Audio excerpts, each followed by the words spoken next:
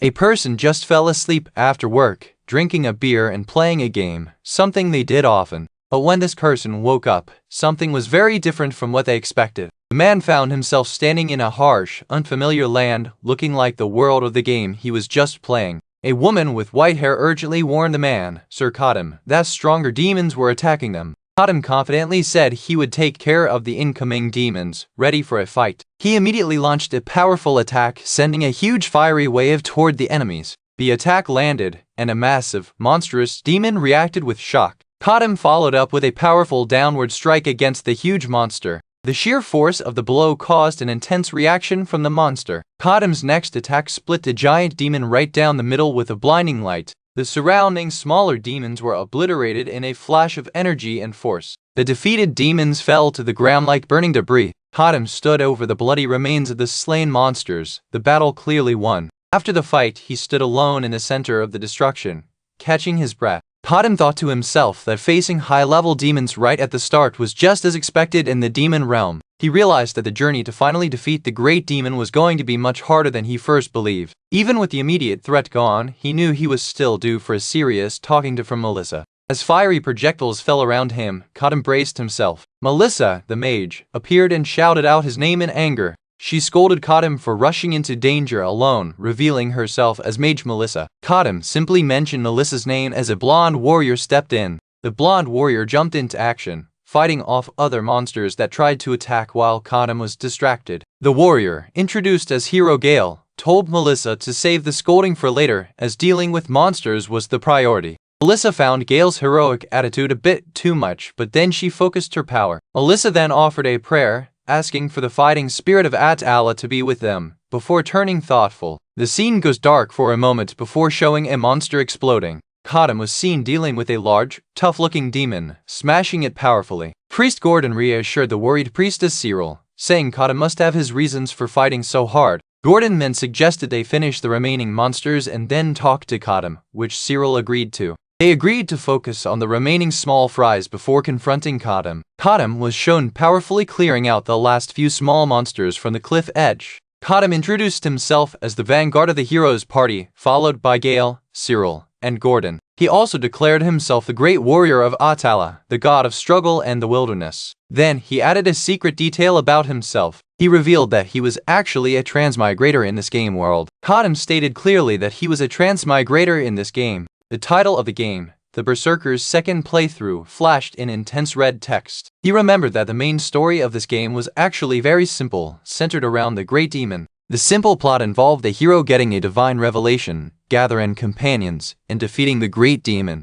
Cottam looked at the terrifying army of demons surrounding the Great Demon's location. He reflected that while some people might enjoy an adventure with these characters, it was too much for a modern person. He recalled a massive battle where the party fought against a huge horde of demons. Cottam, in his monstrous form, was drinking something deeply from a jug, showing his desperation. This world was far too intense for him, and he was surrounded by more hideous monsters. A system window popped up, showing his unique trait, Blood Berserker, which gave him a buff after drinking demon blood but caused him to lose sanity. Cottam screamed out, finding the situation harsh as he looked at the system description. He was shown in a blur of red energy, intensely focused on the fight. Driven by the urge to escape this world even one day sooner, he pushed himself harder against the monsters. He was determined to kill them all so this damn world would be behind him. In a rage, Cottam was shown biting and consuming the blood of the demons he defeated. He was fully transformed, covered in blood and radiating an intense demonic aura. Cottam was desperate to escape this terrible world as soon as possible. He roared, demanding things happen faster. As the darkness closed in, Cottam stood atop a massive pile of dead demons, still powered by his berserker state. He was nearly overcome by the bloodlust, his features twisted and demonic. A powerful, female-looking demon appeared, charging towards him with sharp claws. The demon looked furious as Cottam's rage seemed to intensify, even in his transformed state. Cottam roared at the demons, fueled by his desperate need to escape. He vowed to devour every last one of them and drink all their blood. He called the demon he was fighting a bitch and promised to drink all her blood too. As Cottam was locked in a brutal struggle, a blinding light shone down, and his comrades called out to him. Melissa and others yelled for Sir Cottam to snap out of it and stop. Cottam was barely able to recognize Melissa through his blood-crazed eyes and distorted face. Melissa looked up at him, her face full of worry, whispering his name. As Cotton began to succumb to the power, golden restraints appeared, trying to hold him back while Melissa was pushed away. He managed to faintly say Melissa's name, seeing his corrupted face. He extended a bloody hand, seemingly trying to reach out or stop what was happening. A thought flashed, no way, as the system window reminded him of the curse of losing sanity from drinking demon blood. Cotton realized with horror that he was reaching the point where he couldn't even recognize his own comrades. The in-game description about losing sanity now felt like a real madness consuming his mind. He was submerged in blood, and what was once disgusting now tasted sweet to him. The bloodlust and thirst for blood were overwhelming, making it hard to keep control. He worried if he could even stay sane until they defeated the great demon. He knew if he went insane, everything would be lost, so he resolved to kill the great demon first. His rage intensified, wanting to kill and devour every single demon, including the one Melissa was near. Melissa was clinging to him, trying to hold him back from losing control completely. Cotton managed to comfort Melissa, telling her he was fine and not to blame herself. Melissa then declared that since Cotton protected them all this time, it was now their turn to protect him. Gordon called out to Sir Cotton as the party gathered around him. Gordon promised that he and Cyril would help Cotton fight the madness, urging him to fight to protect himself. Gordon cheerfully told Cotton not to worry, saying he would physically beat him back to his senses if needed. Cotton asked if everyone was rested and ready to move out to face the great demon. Gale stood ready, looking towards Cotton, who was still recovering while being held by Melissa. Gale reaffirmed their mission. They had to defeat the great demon together and save the world. Cotton and Melissa stood together, looking utterly exhausted but united after the tough fight. Cotton let out a small sound as he straightened up. Together, the party moved forward, their bodies and minds worn out from the struggle. Finally, after all that struggle, the end seemed near. Gale looked on in shock as the monstrous Cotton raised his weapon for a final blow against the great demon. The great demon was struck with immense force, causing a powerful visual reaction. The demon was violently thrown back by Cotton's incredible strength. Cotton unleashed a final, massive, circular attack of light and fire. The attack engulfed the remaining demonic forms surrounding the great demon. Gale sighed in relief, thinking, "Oh, finally the fight was over." The great demon's head was blasted off, leaving only a dark, dripping void. The shockwave of the final blow rippled outward. The remnants of the great demon were swept away by the lingering energy. A final sigh of release seemed to come from the environment. Melissa stood amidst the wreckage, looking around the desolate, broken landscape, asking if it was truly over. Cotton's large, armored hand gently placed itself on Melissa's shoulder. Gordon confirmed that by Elga's grace, it seemed the fight was indeed finished. Melissa, looking bewildered, questioned what was happening, her eyes wide. The light of the new reality started to break through the darkness. Gale and the others looked around the strange, brightened terrain, asking what was going on. Cyril, looking completely broken and blindfolded, cried out, asking where Sir Cotton had gone. A silhouette, clearly Cotton, walked away towards a bright portal, his massive axe left behind. Gale shouted desperately for Cotton to stop. Cotton paused, a series of dots showing his inner thought process. He stood before the glowing exit, a dark silhouette against the intense light. Cotton looked back one last time with a soft expression. He thought that it was an honor to fight alongside them in person, not just as a player watching from a screen. He gave a small, sad smile. He called them my comrades and reached out his armored hand toward the exit light while a faint silhouette walked away. Gale shouted Cotton, "No!" trying to stop him from entering the portal. The portal glowed brilliantly as Cotton stepped towards it. Cyril was left behind, her hand weakly outstretched as Cotton moved away. The sound effects emphasized the force and finality of the moment. Cotton's boots left the ground as he passed through the exit. Cyril, now sitting down, murmured Cotton's name as the light of the portal faded. Cyril sat broken, her eyes covered, but a small, resigned smile on her face. The surroundings completely faded to white and then black. Cotton's boots were seen stepping onto a dark surface, following a trail of faint glowing footprints. Cotton stood fully visible in the dark, his muscular body scarred but whole. He thought that nothing had changed. It was the same darkness as when he first crossed over into the game. He wondered what to do first when he got back to his real life. He decided the first things first would be a cold beer, then sleeping like a log, vowing never to play that medieval fantasy game again. He felt bad about not saying a proper goodbye to his comrades, but he had to accept reality. He would never see them again. Cotton thought that Cotton, the great warrior of Atala, was now gone forever. He looked at the glowing square ahead, which was the exit back to his reality. He realized that crossing the door meant freedom, but then a sudden shock hit him. He laughed maniacally, realizing this couldn't be happening and that it must be a dream. A bright, cross-shaped light erupted in front of him. Cotton started laughing, a wide, crazed smile spreading across his face. He burst into loud laughter, his body straining with the force of it. The light from the exit grew brighter as the world around him dissolved into blackness. Cotton laughed as he walked away from the light, while faint silhouettes of his comrades remained behind. He said a final, drawn-out ha as the words NEW Game Plus appeared in glowing text. The screen confirmed his fate, restarting the game. The sky was clear blue with white, fluffy clouds floating around. A group of prisoners, including a very muscular man and an old man, are being marched down a dirt road by soldiers carrying spears. A soldier in shining silver armor, sitting on a white horse, leads the procession, looking serious. Focus shifted to a pair of hands tightly bound with heavy metal shackles, suggesting someone was in custody. More close-up shots showed the soldiers guarding a wooden cart, emphasizing the tense atmosphere around the prisoners. One of the prisoners started yelling loudly, proclaiming his innocence and blaming the baker's son for a murder. The old man, also in chains, insisted he only stole a small bronze ring and had no idea a silver necklace was involved. A soldier shouted at the prisoners to keep quiet, showing annoyance at their complaints. The soldier found their chatter bothersome, but then one of the prisoners started pleading with a soldier. The prisoner, who was yelling about the necklace, muttered in annoyance while looking at the pleading man. The pleading prisoner begged a soldier, claiming he was framed because he never sold any demonic byproducts.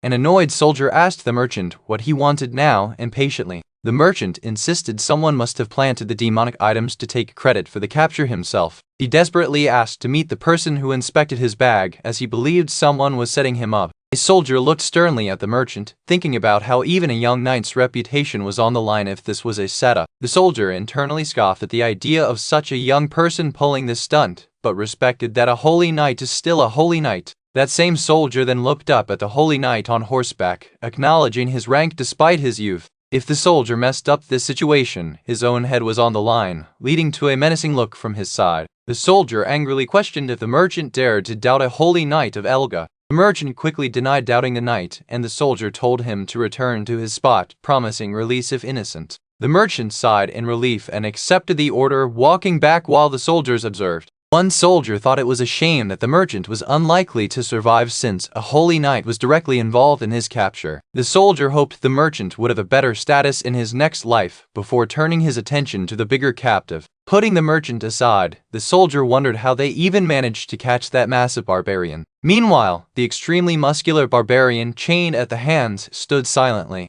The focus dropped to the barbarian's chains and then the merchant standing nearby. The barbarian's internal thoughts started, realizing this body felt familiar, but all his previous power was gone. He noted that the madness and guilt that ate away at his mind had also vanished. A title card appeared, indicating Chapter 2, the second playthrough after clearing the game, as the scene moved to a bright, open field. The muscular barbarian stood among the prisoners and guards, looking around with intensity. He looked up at the sky, wondering aloud what in the world was going on. The barbarian observed his chained hands, feeling this body was familiar, but all the power he built up before was gone. A shadowy vision of two figures, one monstrous, flashed in his mind, quickly followed by a fast movement graphic. He remembered a message saying New Game Plus, making him think he must have started the game over. He did not understand this, as in reality, the game never started this way before. The barbarian closed his eyes for a moment, still trying to process the situation under the bright sky. A voice called out to him from the side as he looked up. The old man, looking up at the massive barbarian, showed him something. The old man offered him a small root-like item, telling him to chew it while they walked, as it would make things less boring. The barbarian took the root, holding it carefully in his chained hands. The barbarian stared intently, possibly recognizing something about the gesture or the item. The old man smiled warmly, explaining that some barbarians helped him a long time ago, and seeing him reminded him of them. He said this was all he had as a small repayment for the past kindness. The barbarian then asked the old man how he got caught. The muscular barbarian replied that he didn't know how he was captured. The old man explained that the holy knights and priests of the empire are very hostile towards heretics. The barbarian looked thoughtful, asking if there was an empire on this continent, as he didn't know about it. The old man expressed surprise that the barbarian did not know of the Lucanian Empire. The barbarian questioned this, remembering Lucanian as a kingdom in the center of the continent, to which the old man replied that they used to call it that a long time ago. He wondered if he had somehow fallen into a parallel world with a slightly different setting. The barbarian then asked the old man where they were all being taken. The old man explained they were likely heading to the empire's capital, the holy capital Lucaon. Once there, the other prisoners and he would be summoned before the judges of Elga. He grimly added that the barbarian would probably face the Inquisition. The barbarian seemed slightly relieved, saying they won't kill him right away, which was a relief. The old man reacted with shock and alarm, demanding what there was to be relieved about, looking very frightened. He warned that the inquisitors were all madmen addicted to torture, and when they see a heretic like him, they treat him like a fun new toy. He described terrible tortures, like driving nails into the gums and pouring molten iron into the nostrils. Suddenly, the holy knight on the horse interrupted everyone with a loud command. The knight aggressively used his lance to strike the old man, who was knocked down hard onto the ground. The old man was clearly hit, looking up in pain as a blue light hit his chest.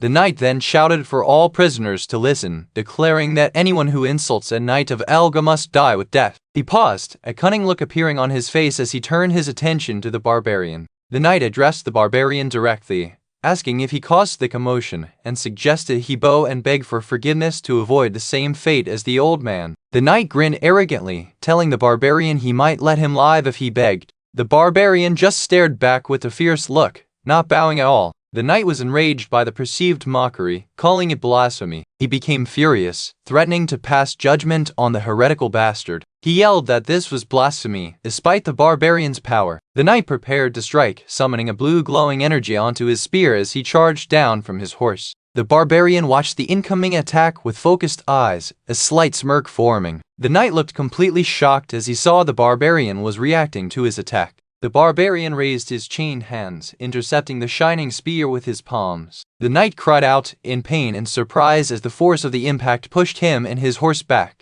The knight screamed at the barbarian to let go, but the barbarian replied coldly, "Well, if you insist." A close-up on the hands meeting the glowing spear was followed by a massive impact sound as the knight was violently thrown from his horse. The knight was sent flying backwards as he screamed a threat to pass judgment on the heretical bastard. The knight's face showed shock and pain as the blow landed. The barbarian generated a powerful aura as the knight's attack was stopped. The knight was seen reeling back from the barbarian's counter, with the barbarian surrounded by a strong blue glow. A huge explosion of force hit the ground, scattering debris, and the knight was seen tumbling away. More sound effects emphasized the immense shockwave from the clash. The barbarian knelt, breathing heavily, while the knight lay defeated on the ground nearby, his horse also down. The barbarian stared at the fallen knight, silent for a moment, before the knight started to regain his footing. The knight staggered up, calling the barbarian a filthy heretic and demanding to know how he dared to harm a holy knight. Even if he was a rookie, the knight still believed the barbarian's attack wouldn't kill him, while the barbarian internally reflected that he wouldn't be struggling this much if even a low-level demon were present. The tip of the knight's spear was shown, gleaming in the bright sunlight. The knight raised his spear high, shouting his devotion to O Elga, master of eternal light.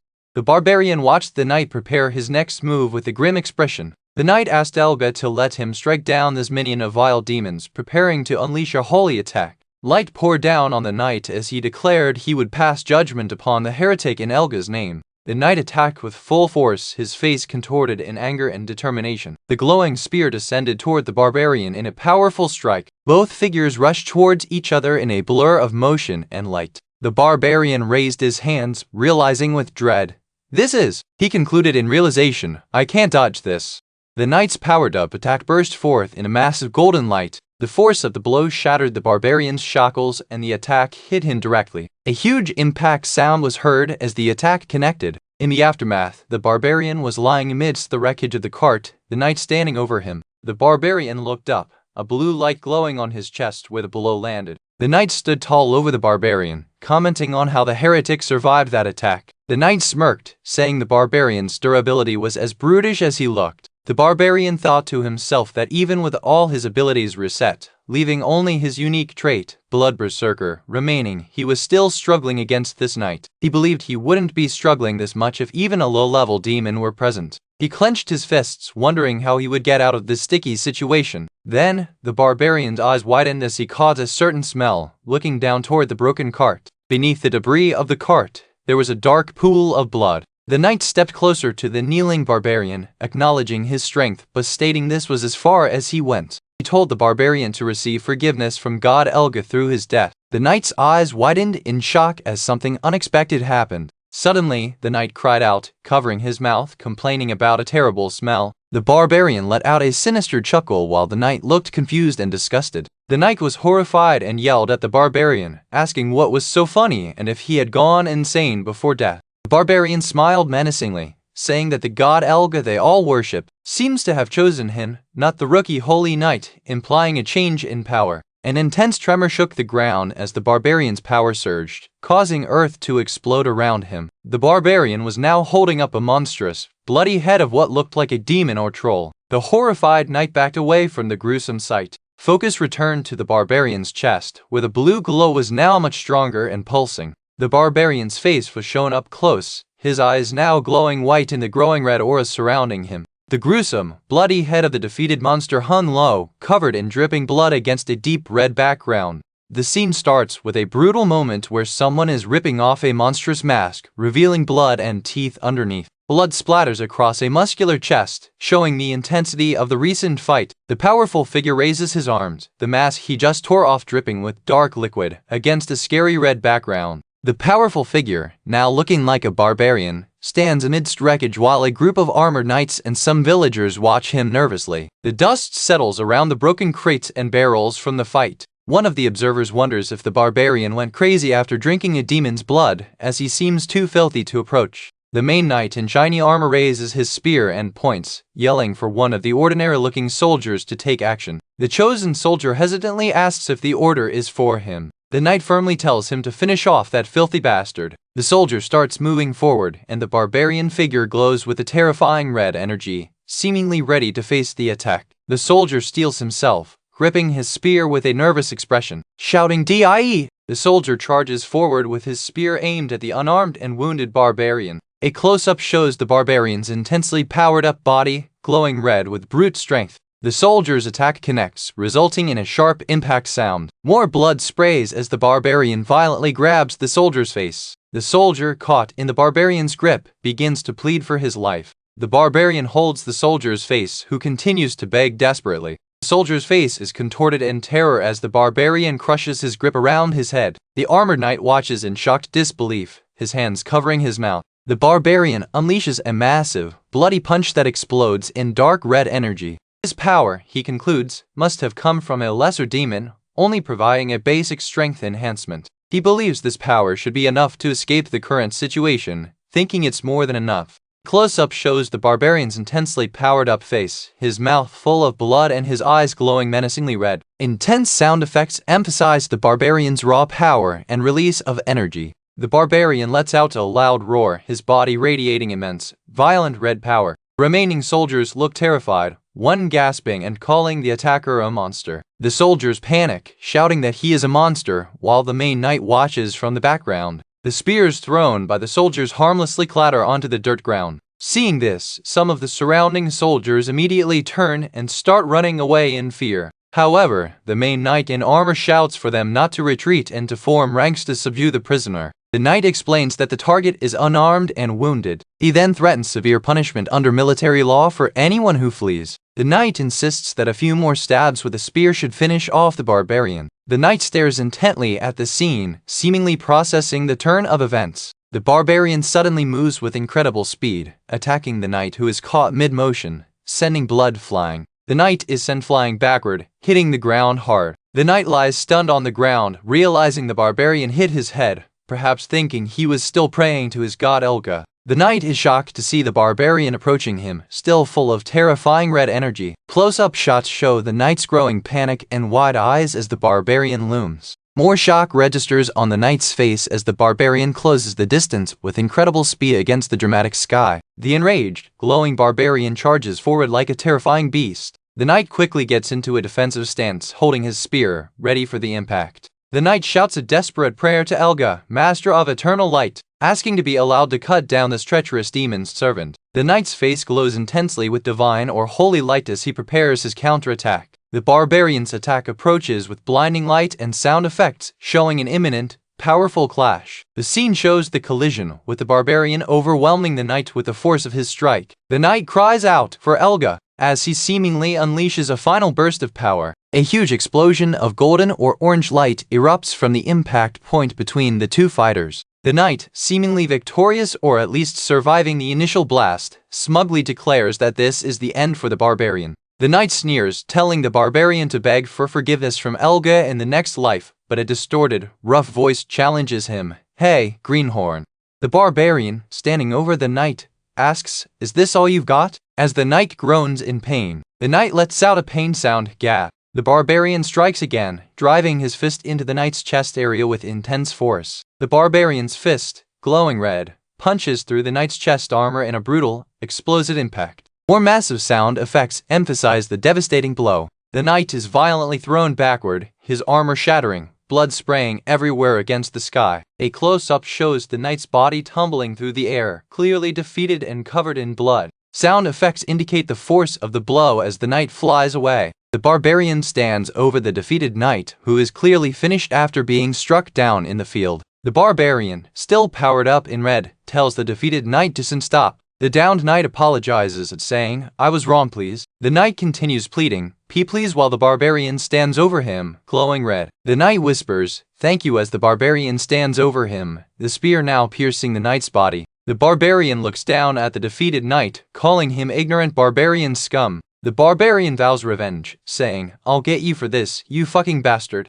The scene shifts to the defeated knight lying on the ground, breathing heavily as the barbarian walks away. A dark panel transitions the scene away from the immediate aftermath of the fight. The barbarian drives the spear deep into the ground, symbolizing finality, while the knight lies defeated nearby. The knight looks up in absolute horror at the approaching barbarian shadow. The knight lets out a final gasp, "Ah." The barbarian mocks the knight for still praying to his god Elga at this moment, while gripping his weapon with glowing hands. More ominous sound effects accompany the barbarian's actions as he prepares the final blow. The barbarian stands tall over the fallen knight, holding the spear that has run him through, radiating menace. The barbarian tells the dying knight he hopes he can be with his damned god in the afterlife too, as the knight weakly tries to protest. The barbarian addresses the knight as a "you reckless whelp of Elga," preparing for the final blow as a huge red force surges. The panel focuses on the spear tip, ready to strike, against the dramatic sky. The barbarian stands over the dead knight, who is impaled by his own spear, while the barbarian's hands show a faint blue glow mixed with the dominant red. A close-up of the barbarian's lower body shows his hands glowing faintly blue while he stands over the body. The barbarian briefly looks toward the remaining villagers who are now running away in panic. The villagers are seen fleeing in terror, screaming, "Run!"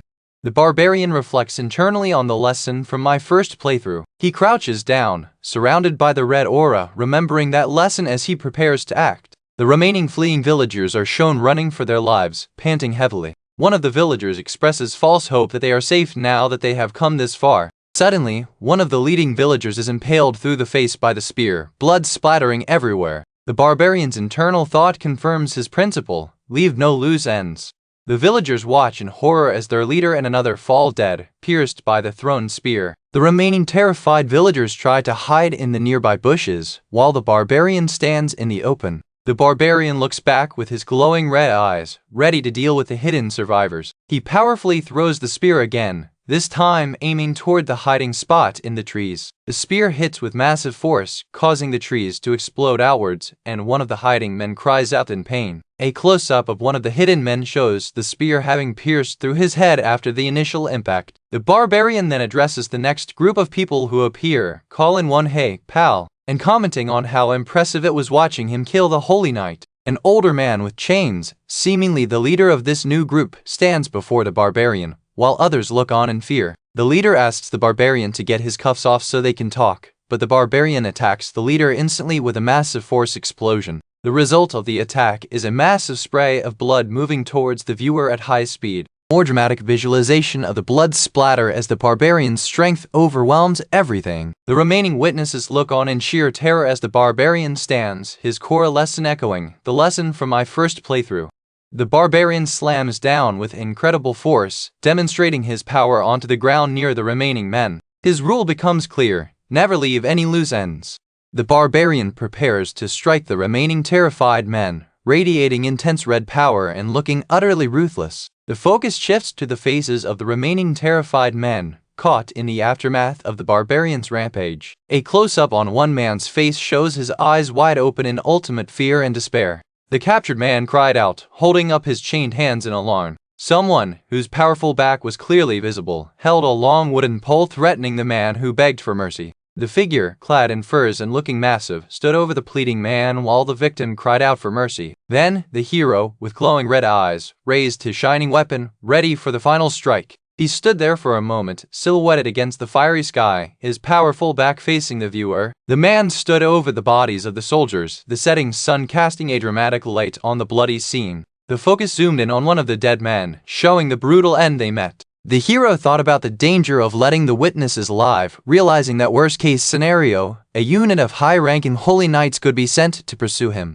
He concluded that he could not take that risk, gripping his spear tightly. The merchant gasped, clearly terrified as he realized his fate. He slumped down, clutching his head in fear as the atmosphere turned dark around him. The hero let out a shout while the merchant cried out in terror. The large man stood tall with his spear, letting the merchant know that this one would be the last to face his judgment. The hero, covered in blood, looked down, preparing for the final act. He held his weapon, his grip firm as the tension built up. The hero stood over the merchant, who was now kneeling in submission on the ground. The merchant desperately begged for his life, insisting he had done nothing wrong. The hero looked down coldly and asked why he should spare him. The merchant tearfully explained that his wife and child were waiting for him back home. He also claimed he was only captured because he was framed. The hero looked at the man holding a weapon, saying the merchant seemed truly innocent, but the hero stated that being framed was no reason to spare him and told him to just die already. The merchant reacted with pure horror. Suddenly, the hero changed his tone and asked if the man needed a guide. The hero paused, looking surprised by the sudden question. The merchant quickly offered his services as a traveling merchant from Multana, boasting that no one knew the terrain better than him. The hero responded, "Yes, sir." The hero accepted the offer for information, stating that Lucanian in his memory was definitely a kingdom, and then asked about the changes. The merchant looked confused by the question, letting out a questioning sound. The merchant wondered if this barbarian could be from the wastelands beyond the mountain range. He thought that if the hero was from beyond the mountains, contact would have been lost centuries ago. The hero stared at him, implicitly questioning why he didn't know the current state of affairs. The merchant suddenly remembered, stating the current year was 248 of the imperial calendar, meaning it had been about 248 years since the Lucanian Empire was established. An emperor sat on a throne, representing the current imperial power. The merchant confirmed that before it was an empire, it was the Lucanian kingdom. The hero asked for the equivalent year in the old calendar. The merchant admitted they rarely used the old calendar system, guessing it would be around the year 1130. The hero was shocked that the calendar he knew was now considered an old calendar.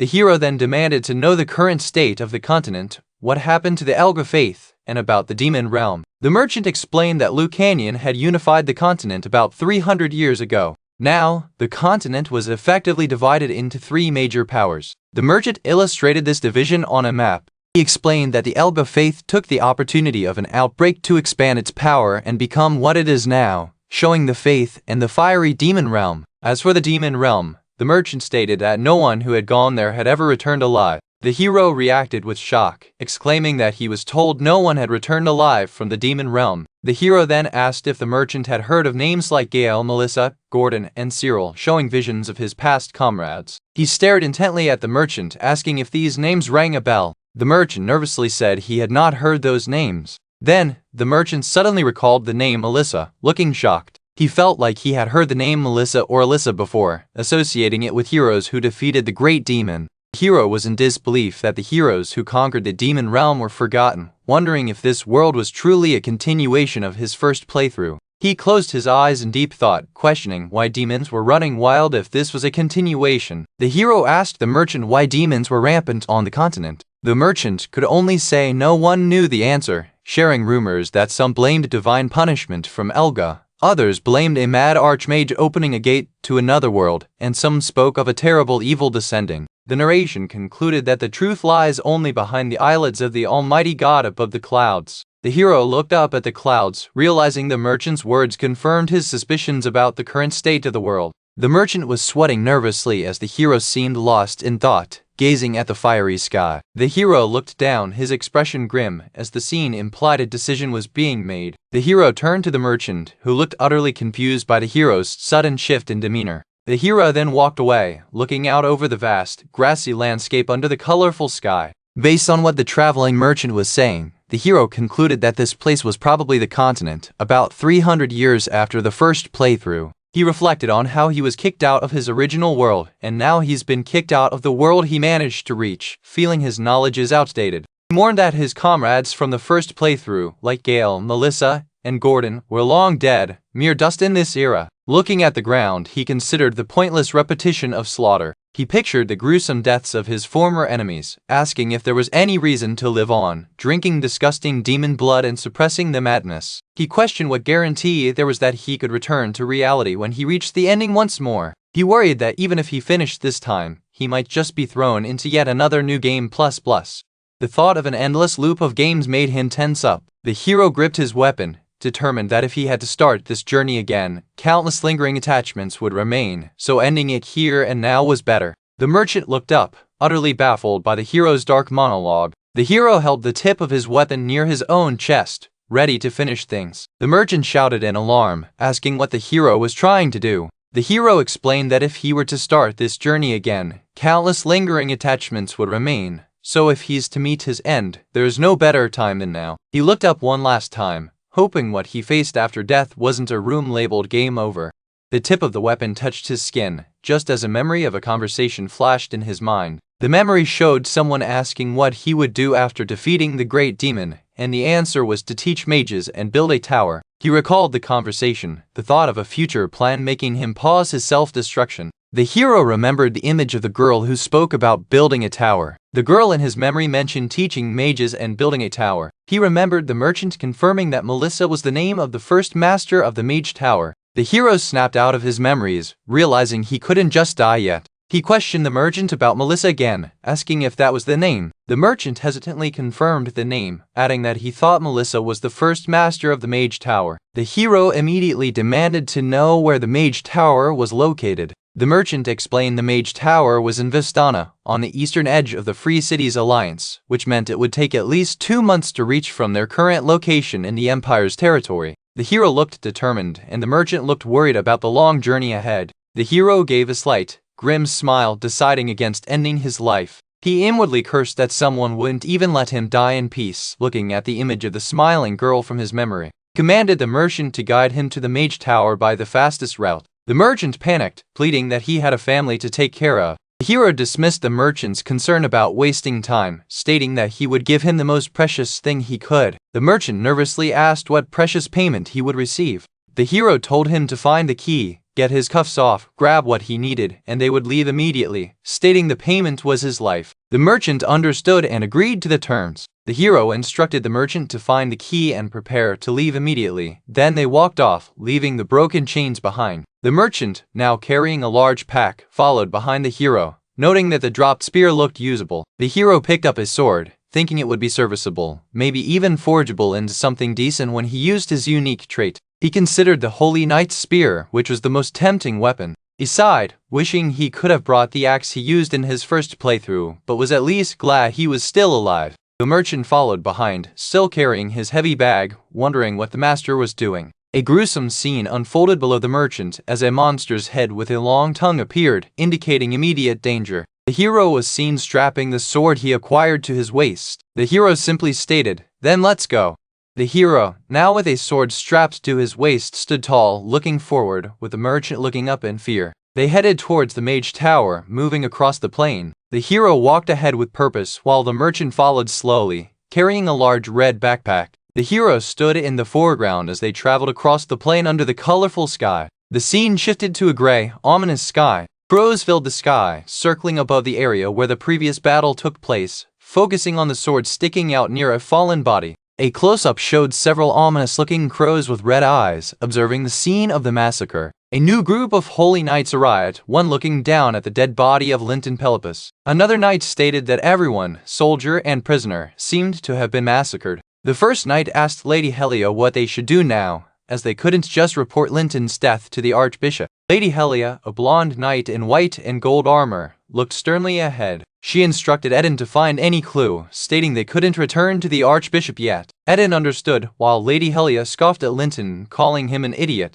Lady Helia looked angry, wondering what kind of bastards dared to kill a holy knight. She looked down at the slain Linton Pelopus, noting that he was one of the Archbishop's men. She declared that even though she didn't know what kind of trash they were, they would pay the price. Lady Helia's angry face showed her intent for swift and harsh revenge. The night was dark under the glowing moon hidden by clouds. They were traveling through a dense forest with tall, dark trees surrounding them. The barbarian, who had been resting, was near a small, intensely glowing red campfire. The red campfire embers glowed intensely, radiating heat from the burned wood. The merchant lay sleeping near his red backpack, while the barbarian rested nearby. The merchant's belongings lay close by, the small fire still burning brightly. Suddenly, the merchant awoke with a sharp gasp, the forest around him seeming to blur as he moved quickly. His reaction was immediate and panicked, indicated by the rapid blurring lines around him. The merchant let out a sound of distress as he ran through the trees. He thought to himself that he had finally gotten away, and he needed to put as much distance between himself and the other man as possible. He kept running in terror, terrified of what would happen if he stopped. The merchant recalled that he felt it was dangerous to escape the empire alone, so getting a traveling companion was a good idea at first. Below him, the huge barbarian stood, his presence intimidating the few people near him. But the real issue was that this companion would eat a demon's corpse and single-handedly slaughter dozens of people. Merchant's mind flashed to an image of the barbarian-looking savage, covered in blood with glowing red eyes and fangs. Thinking about the past few days, the merchant tried to offer the barbarian some jerky and dried potatoes. He then tried to be helpful, offering to make a warm fire while the barbarian lay down to rest. The merchant then hesitated to ask about the barbarian's past in the empire and decided to stay quiet. He observed that this barbarian hardly spoke and didn't allow any questions unless they were really important. No matter how much the merchant watched him, he couldn't guess what the barbarian was thinking. He seemed more like a wild beast than a person. Every day felt like a risky performance, but the merchant thought he could have endured that if it was the only problem. However, the merchant was stressed, and in the next moment, he was shown running away from the barbarian who was still setting up camp. The barbarian looked back at the merchant with a calm but intense gaze. The barbarian simply stated, "You're slow," revealing that the bigger problem was the barbarian's unbelievable marching speed. The merchant explained that even though he was a traveling merchant known for being quick and never tiring, he couldn't keep up. As soon as the merchant pointed the way, the barbarian was far ahead. When the merchant finally caught up, the barbarian would just say one word and leave again, then glare at him until he arrived, as if threatening to hurt him if he was late. The barbarian looked stoic, with a powerful physique. The merchant was convinced that if he wasn't the guide, they would already be miles apart, feeling like the barbarian's legs were made of steel. The merchant felt he was close to a nervous breakdown from keeping up with that pace, and that he was going to die if he continued. He decided he had to escape somehow, completely exhausted. He thought he had to run away to be free. A black and white rushing effect dominated the screen before settling on a dark forest scene under a bright moon. The merchant gasped again as he ran, looking back at the vast forest area. He felt his chance had come sooner than expected now that he was out of the dark forest. He ran further, thinking the barbarian wouldn't know which way he went. The merchant was relieved, but then remembered his bag, which held his whole fortune. The bag contained valuable items like oil, candles, soap, food, and an antique ring, enough to start a stall in the city. He worried that going back for it might wake the sleeping beast, but decided his life was more important than the bag. He kept running, not knowing where he was, but hoping the barbarian would take time to figure out where he went. The merchant paused, out of breath, under the night sky. He thought he succeeded, that he was finally free, but then a voice made him freeze as he realized he was not free at all. The barbarian stood there, asking how far the merchant was rushing off to with such haste. The merchant was completely shocked and muttered, "Huh." The large barbarian, looking intimidating, asked if the merchant was running away. He continued to question why the merchant was running, asking if he didn't need the promised payment. The merchant stammered that it wasn't that, but something else entirely. He cried out that he had committed a crime worthy of death, "Sir." The merchant begged forgiveness, remembering how the barbarian had shown mercy by saving his life earlier.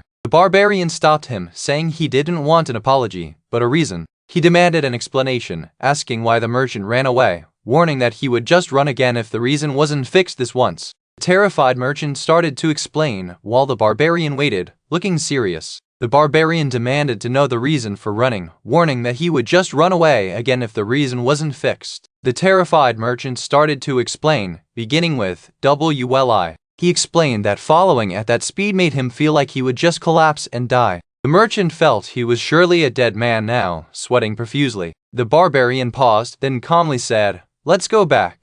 The merchant was shocked by this sudden change in tone. The barbarian then promised, "From now on, I'll walk a little slower," making the merchant even more confused. The screen was black for a moment. The merchant looked around with confusion and worry. They were back at the campsite, with the fire burning strongly again in the dark forest. The merchant was shown waking up with a painful cry, while the barbarian sat nearby. The merchant quickly tried to deny whatever the barbarian might have thought he was saying in his sleep. The barbarian thought to himself that his hurried pace was a habit from his first playthrough. He recalled that in the demon realm, every moment felt like being chased and urgent because the place was barren and hostile. In that terrible place, there was never enough food or water and rest was rare. Below, a flashback showed a horrifying scene in the red-lit demon realm where the barbarian was transformed and seemed to have defeated others. He remembered that since he advanced by drinking demon blood, he never knew when he would be consumed by madness. The barbarian recalled how he and his comrades would save every moment, even from eating and sleeping, just to hasten their steps. Then he exhaled slowly. He realized that unlike the demon realm, their current surroundings weren't that dangerous. There was plenty of food and water, and while the madness might return someday, at least for now, it was not a problem. He sat looking up at the sky.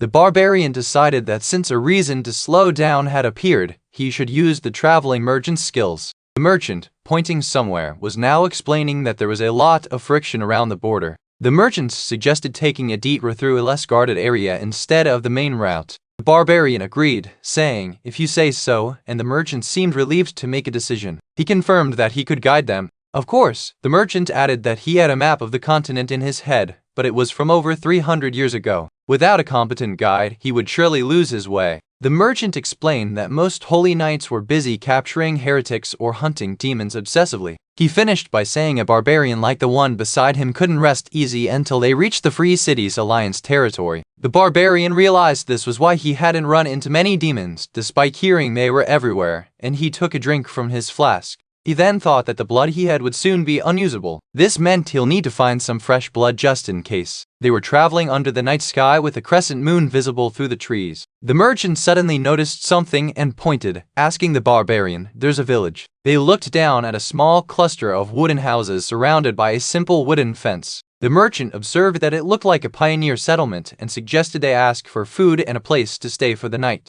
The barbarian looked serious, suggesting they go and check it out first. The merchant found it strange that there wasn't a single light on, even though it was dinner time. He explained in surprise, and then noted that the gate was open with no guards. The barbarian wondered if it was an abandoned village, but said they wouldn't know until they checked. The merchant was worried, asking if the barbarian was really going to check inside. He panicked, asking what if monsters or demons had appeared and everyone fled. The merchant explained in disbelief that the barbarian was just going in like that. The scene showed the dark, quiet village structures with some effects implying movement or tension. The barbarian looked determined, holding his sword, while the merchant looked anxious behind him. The barbarian responded coolly, saying, "Monsters or demons, you say," as he gripped his sword tighter. He raised his large sword toward the starry night sky with a determined look. The barbarian held his large sword up, still looking determined. He gave a fierce, knowing smile, seemingly excited by the potential danger, and stated, "That's welcome news."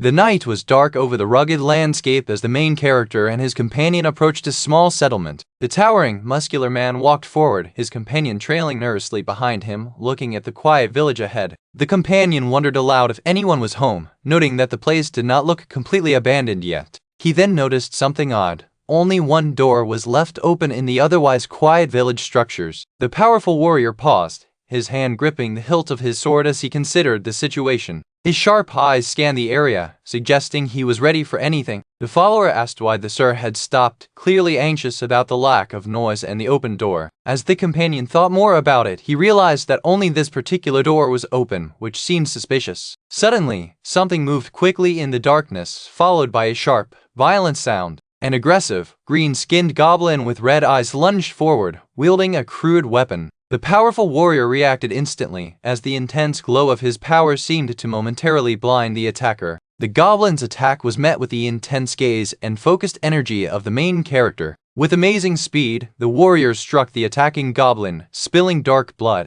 The first goblin was sent flying backwards from the force of the blow, its momentum stopping abruptly. The companion cried out in fear as he stumbled back from the gruesome scene of the fallen monster. Below, the severed foot of another monster twitched on the ground as the fight continued. More heavily built, aggressive goblins, armed with clubs and axes, were revealed, crowding the small space. The companion recognized these monsters and got scared, realizing there were more goblins attacking, but the warrior knew something important. He explained that goblins in this world are usually shy and avoid people. Since these goblins were acting so aggressive, the warrior deduced that some powerful entity must have caused this change. He felt they were in the right location for whatever they were looking for. His eyes hardened with resolve, confirming that this dangerous place was exactly where they needed to be. A sound rang out as the chapter title card appeared briefly. A sharp, terrifying screech echoed through the air. One of the large goblins rushed in swinging a heavy club, full of rage. The main character met the charge with a blindingly fast sword swing, enveloped in blue light.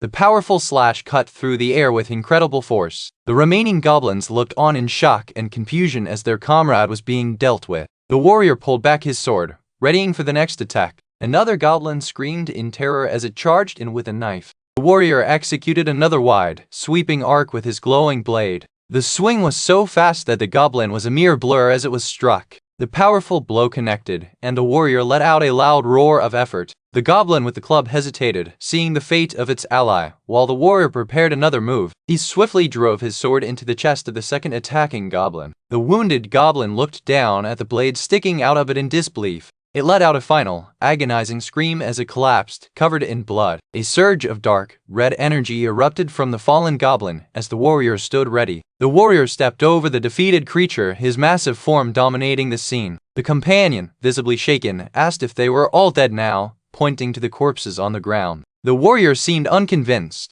The companion asked if the fight was over, but the warrior replied that he wasn't sure yet. Suddenly, a new monstrous cry arose and a massive hand grabbed the companion's collar. The green hand belonged to a very large goblin who was making muffled sounds, perhaps from being choked or surprised. The huge goblin was clearly guarding something, but the companion saw a small figure and exclaimed in surprise about a little girl. The focus was on the small girl, who was trying to hide or was being held by the large goblin, while another monster roared in fury. The enraged goblin loomed over the scene, its mouth wide open. The warrior's bloody sword was poised, ready to strike again. The warrior, with the small girl somewhat protected behind him, drove his sword deep into the monster's chest. The goblin shuddered violently as the sword handle rested on its forehead, blood pouring from its eyes and mouth. As the large goblin finally fell, the companion was knocked backwards by the sheer force of the battle. The warrior stood over the slain monsters while the companion, recovering, asked what the warrior would have done if he had accidentally hit the child.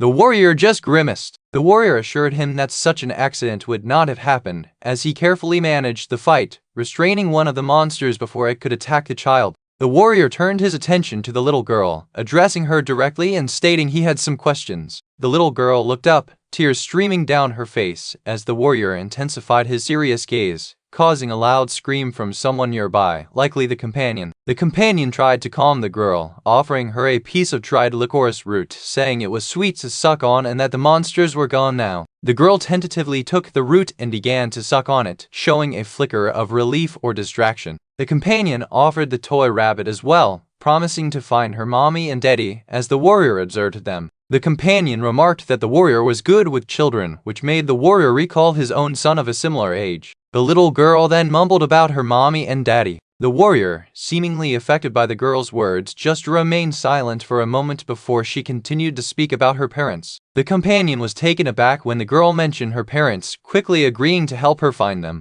The little girl sadly mentioned that her mommy and daddy had abandoned her, while the warrior showed a slight sign of realization. The warrior looked on with a sudden realization, as the companion also showed a look of shock. The companion questioned the girl, realizing that the people who tied her up must have been the villagers themselves. The warrior understood the grim truth. The villagers were responsible for the girl's plight. The woman rushed forward, crying out for Lenny, and embracing the child as the warrior watched impassively. Other villagers emerged, some shouting for the mother to come back, while another questioned if the mother was going crazy. Someone tried to calm the crowd, worried about any remaining goblins, as the mother wept with relief while hugging her child, who whispered, "Mommy." The mother, overwhelmed with emotion, thanked them profusely, crying tears of joy and gratitude. The villagers stared at the pile of dead goblins, one of them demanding to know what had happened and questioning if the warrior was responsible for the massacre. A man holding a torch looked intensely at the warrior, asking if he did all of this. The warrior simply replied, "No," as he pulled his sword out of the goblin's head with a sickening sound. The warrior then asserted that it was his sword that did the killing. He told the villagers that he knew their story was predictable, but he wanted to hear it anyway. He was specifically interested in why they were offering their own children as sacrifices to a demon. The villagers looked down in shame and silence as the warrior demanded an explanation. One of the villagers began to explain that this forest was originally full of goblins, but they set fire to the area and settled there because their old land soil was worn out. He continued that when the fire started, most goblins fled, but then something strange began to happen. The remaining goblins in the forest suddenly became very aggressive and started attacking the villagers. The attacks became so fierce that the number of casualties kept increasing, forcing the villagers to fight back with the able-bodied men to exterminate the goblins. They gathered their men to fight, but they were met by the powerful demon and its horde in a dark cave entrance. The villager admitted that they were not strong enough to fight the demon and its goblins. He paused, indicating they saw something terrifying. He confessed that unable to win, they surrendered to the demon. He then described the demon's mercy, or lack thereof. The demon didn't kill them, but instead, it made a terrible demand for the following week. The demon told them that next week, it would visit their village. The decree was to offer the most useless child from every household as a sacrifice. The warrior reacted in shock, realizing that this meant the other children had already been taken. He angrily asked if the villagers were insane to do this to young children. The villager, now defensive, shot back, asking who else they were supposed to sacrifice, suggesting their grown sons or marriageable daughters. Another villager argued that they were simple farmers and should have just left the land. The first villager retorted that finding a new settlement wasn't easy, as they had already planted their crops and leaving now meant starvation. In response to their desperate excuses, the warrior violently smashed his fist down on the table, silencing them all. The warrior then turned his focus back to the crucial detail, asking the villager how many horns the demon had on its head. The villager looked confused, asking about horns. The warrior stated that the demon they saw did not have any horns, which seemed to confirm something for him. Satisfied with that answer, the warrior told the villager, "Good," and then commanded someone to lead the way. The villagers looked up, confused, asking where they were supposed to lead him. The warrior stated clearly where they were going. He instructed them to lead the way to the demon's lair. The warrior's intense expression showed his unwavering determination to confront the source of the problem. The man confirmed that the creature they were looking for did not have horns, making it seem like a lesser demon. Since it lacked any distinguishing features, the fighter wondered if it was a very old type of demon, but figured it should not be too hard to handle. The fighter gave a simple affirmation, then grabbed his weapon, ready to go. He then told the villagers to lead the way, making the villagers question where they were going. The fighter responded with a simple "Where do you think?" as he stood there powerfully. He stood there ready, looking imposing with his axe and sword strapped to him. He stated that the demon was inside the cave they were standing in front of. The fighter let out a small grunt as he prepared himself for the fight ahead. This was the title card for Chapter 7 of the Berserker's second playthrough.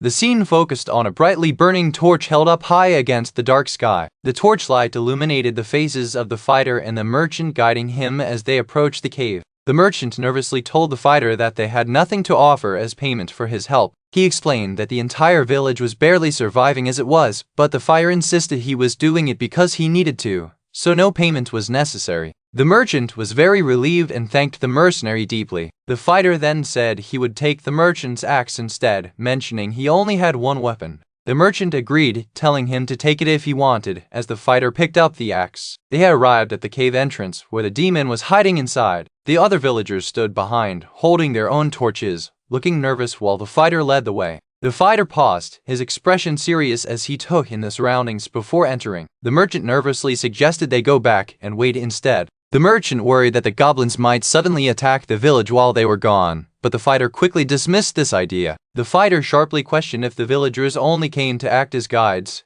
calling cowards a hindrance on the battlefield and telling the traveling merchant he would come along. The fighter told the merchant that he needed someone to hold the torch to light the way while he fought the demon, making the merchant uneasy about being chosen. The merchant looked shocked, wondering if this was really what he signed up for as the fighter stood ready at the cave mouth. The merchant held the torch steady, its light showing the rough interior of the cave. The muscular fighter stood firm, ready to enter the darkness with his sword in hand. The merchant asked the fighter why he wasn't blaming or scolding the villagers who ran away. The fighter explained that they were cowards who offered their own children to a demon instead of trying to save them, then asked the merchant if he had ever faced a living demon. The merchant admitted he had never faced a living demon, only seen corpses at the black market. The fighter then stated that a human who faces a demon face to face is never the same again, as their noble way of living is broken. The image showed a terrifying, red, sharp-toothed demon face surrounded by screaming, tormented human faces. The fighter continued, saying that after such an encounter, only fear and the craving for survival remain, and one cannot expect courage from ordinary people, though a few might overcome that fear. The merchant found it hard to believe people would offer their own children as sacrifices, noting that even beasts value their young. The fighter replied that sometimes, to survive, people have to go through muck and swallow filth, and since the villagers chose that for their own survival, they couldn't be blindly condemned. The fighter pointed out that the villagers claimed they had no other choice, but he felt that from the children's point of view, it must feel like the whole world abandoned them. He then wondered aloud about the meaning of a life saved by abandoning one's humanity. The merchant hesitantly called out to the fighter, noticing his strange tone. The fighter reflected internally, feeling his perception warped after everything he'd been through, wading through a sea of blood to get back to reality, wondering if a traveling merchant in a game had better morals than him and if he could live a proper life if he returned. The fighter's intense, shadowed face was overlaid by the silhouette of a figure in glasses, suggesting an internal struggle or memory. The fighter broke from his thoughts, asking the merchant if he had said something wrong, as the merchant looked on in shock. The merchant quickly changed the subject, asking if the kidnapped children were still alive. The fighter explained that if the demon were less cunning, it would have killed the children. However, if it was a cunning and wicked demon, it would have kept them alive, which confused the merchant, who thought the opposite was true. The merchant suddenly saw something and exclaimed for the fighter to look out. The fighter turned with a serious look, raising the axe high. The merchant cried out in alarm as action seemed to start. The fighter reacted swiftly, moving with incredible speed. The merchant screamed in terror as the sound effects showed immediate, violent action. A powerful, sweeping motion with a weapon was shown. The axe connected forcefully, showing the impact on the enemy. The fighter looked confused for a moment, while the merchant held the torch up. The impact hit something low to the ground, making a thudding sound on the rocky floor. A heavy, fat goblin let out a painful sound as the axe struck its head. The merchant gasped, realizing they were fighting goblins now, as more red-eyed creatures appeared from the shadows. More goblins roared as they rushed forward, surrounding the area. The fighter moved, covered in blood, as he powerfully attacked the advancing horde. The merchant was terrified by the sudden swarm of goblins, but the fighter calmly told him to keep shining the torch on them. The fighter stamped his foot and moved forward, ready to fight. The goblin expressed surprise, seeming to notice the fighter was not a simple villager. The fighter shouted a name, perhaps Kihet, as he swung his weapon down violently, causing a bloody impact. The fighter gripped the weapon tightly as he engaged another enemy. He blocked a grab with sheer strength, the force echoing through the cavern. The fighter roared as he slammed his weapon into an enemy. The sword flashed brilliantly, followed by a close-up of the fighter's determined face. The fighter observed the stalagmites around them. He noted that these stalagmites made it hard to swing his sword widely, just as the angry goblins started making noises. The fighter swiftly switched weapons, grabbing the axe with a strong grip, ready for the incoming horde. He faced the charging goblins, covered in blood from the fight, ready to swing the axe. A powerful, fast movement indicated a swing coming from the weapon in his hand. The axe cleaved through the air, connecting with the goblin in a very bloody strike. The fighter continued his brutal assault, bathed in red light and goblin blood. He leaned into a powerful, bloody strike, his muscles strained. The fighter caught his breath, slightly splattered with blood, as the immediate danger of the goblins seemed to be dealt with. The merchant looked on in awe at the slaughter, noting the fighter seemed to be using the axe as well. The axe was brought down with great force onto a goblin's head. The fighter swung with everything he had, surrounded by the green-skinned horde. More brutal strikes rained down on the remaining goblins. The goblins were dispatched one by one, ending up defeated on the floor. The fighter's boots stood over the defeated head of a goblin. The merchant let out a groan, clearly overwhelmed by the carnage. The merchant looked around at the huge pile of slain goblins and explained in disbelief how the fighter managed all of this alone. More of the defeated goblins were visible, their red eyes staring blankly as a new, louder roar was heard. The remaining, larger goblins tried to run away, prompting the merchant to point it out. The fighter decided they needed to pursue the fleeing goblins, expecting them to lead back to the main demon. The fighter, covered in blood, led the way while the wide-eyed merchant followed closely, holding the torch. They moved deeper into the cavern, the torchlight barely cutting through the dark. The merchant stayed close to the fighter as they walked through the eerie, dripping cavern. As they moved on, the merchant noted that the narrow path had opened into a wide space which felt strangely carved out. The fighter paused, noticing the unnatural shape of the cave walls around them. A faint green mist or aura surrounded the fighter as he took in the new area. A sinister chuckle echoed, and the fighter warned the merchant to be careful because a real demon was nearby. The fighter instructed the merchant to stay close enough to provide light but not to run, or the goblins might track him easily. He added that if only a few enemies approached, the torchlight should be enough to ward them off, as the fighter himself spotted a menacing, shadowy figure in the distance. The fighter focused intensely, preparing for a serious confrontation as his energy seemed to surge. He moved with immense speed, leaving the merchant behind. The fighter brought down the axe in a massive, bloody arc against whatever was in front of him. The fighter stood ready with his sword, looking up at a large, red, horned demon that was looming over him.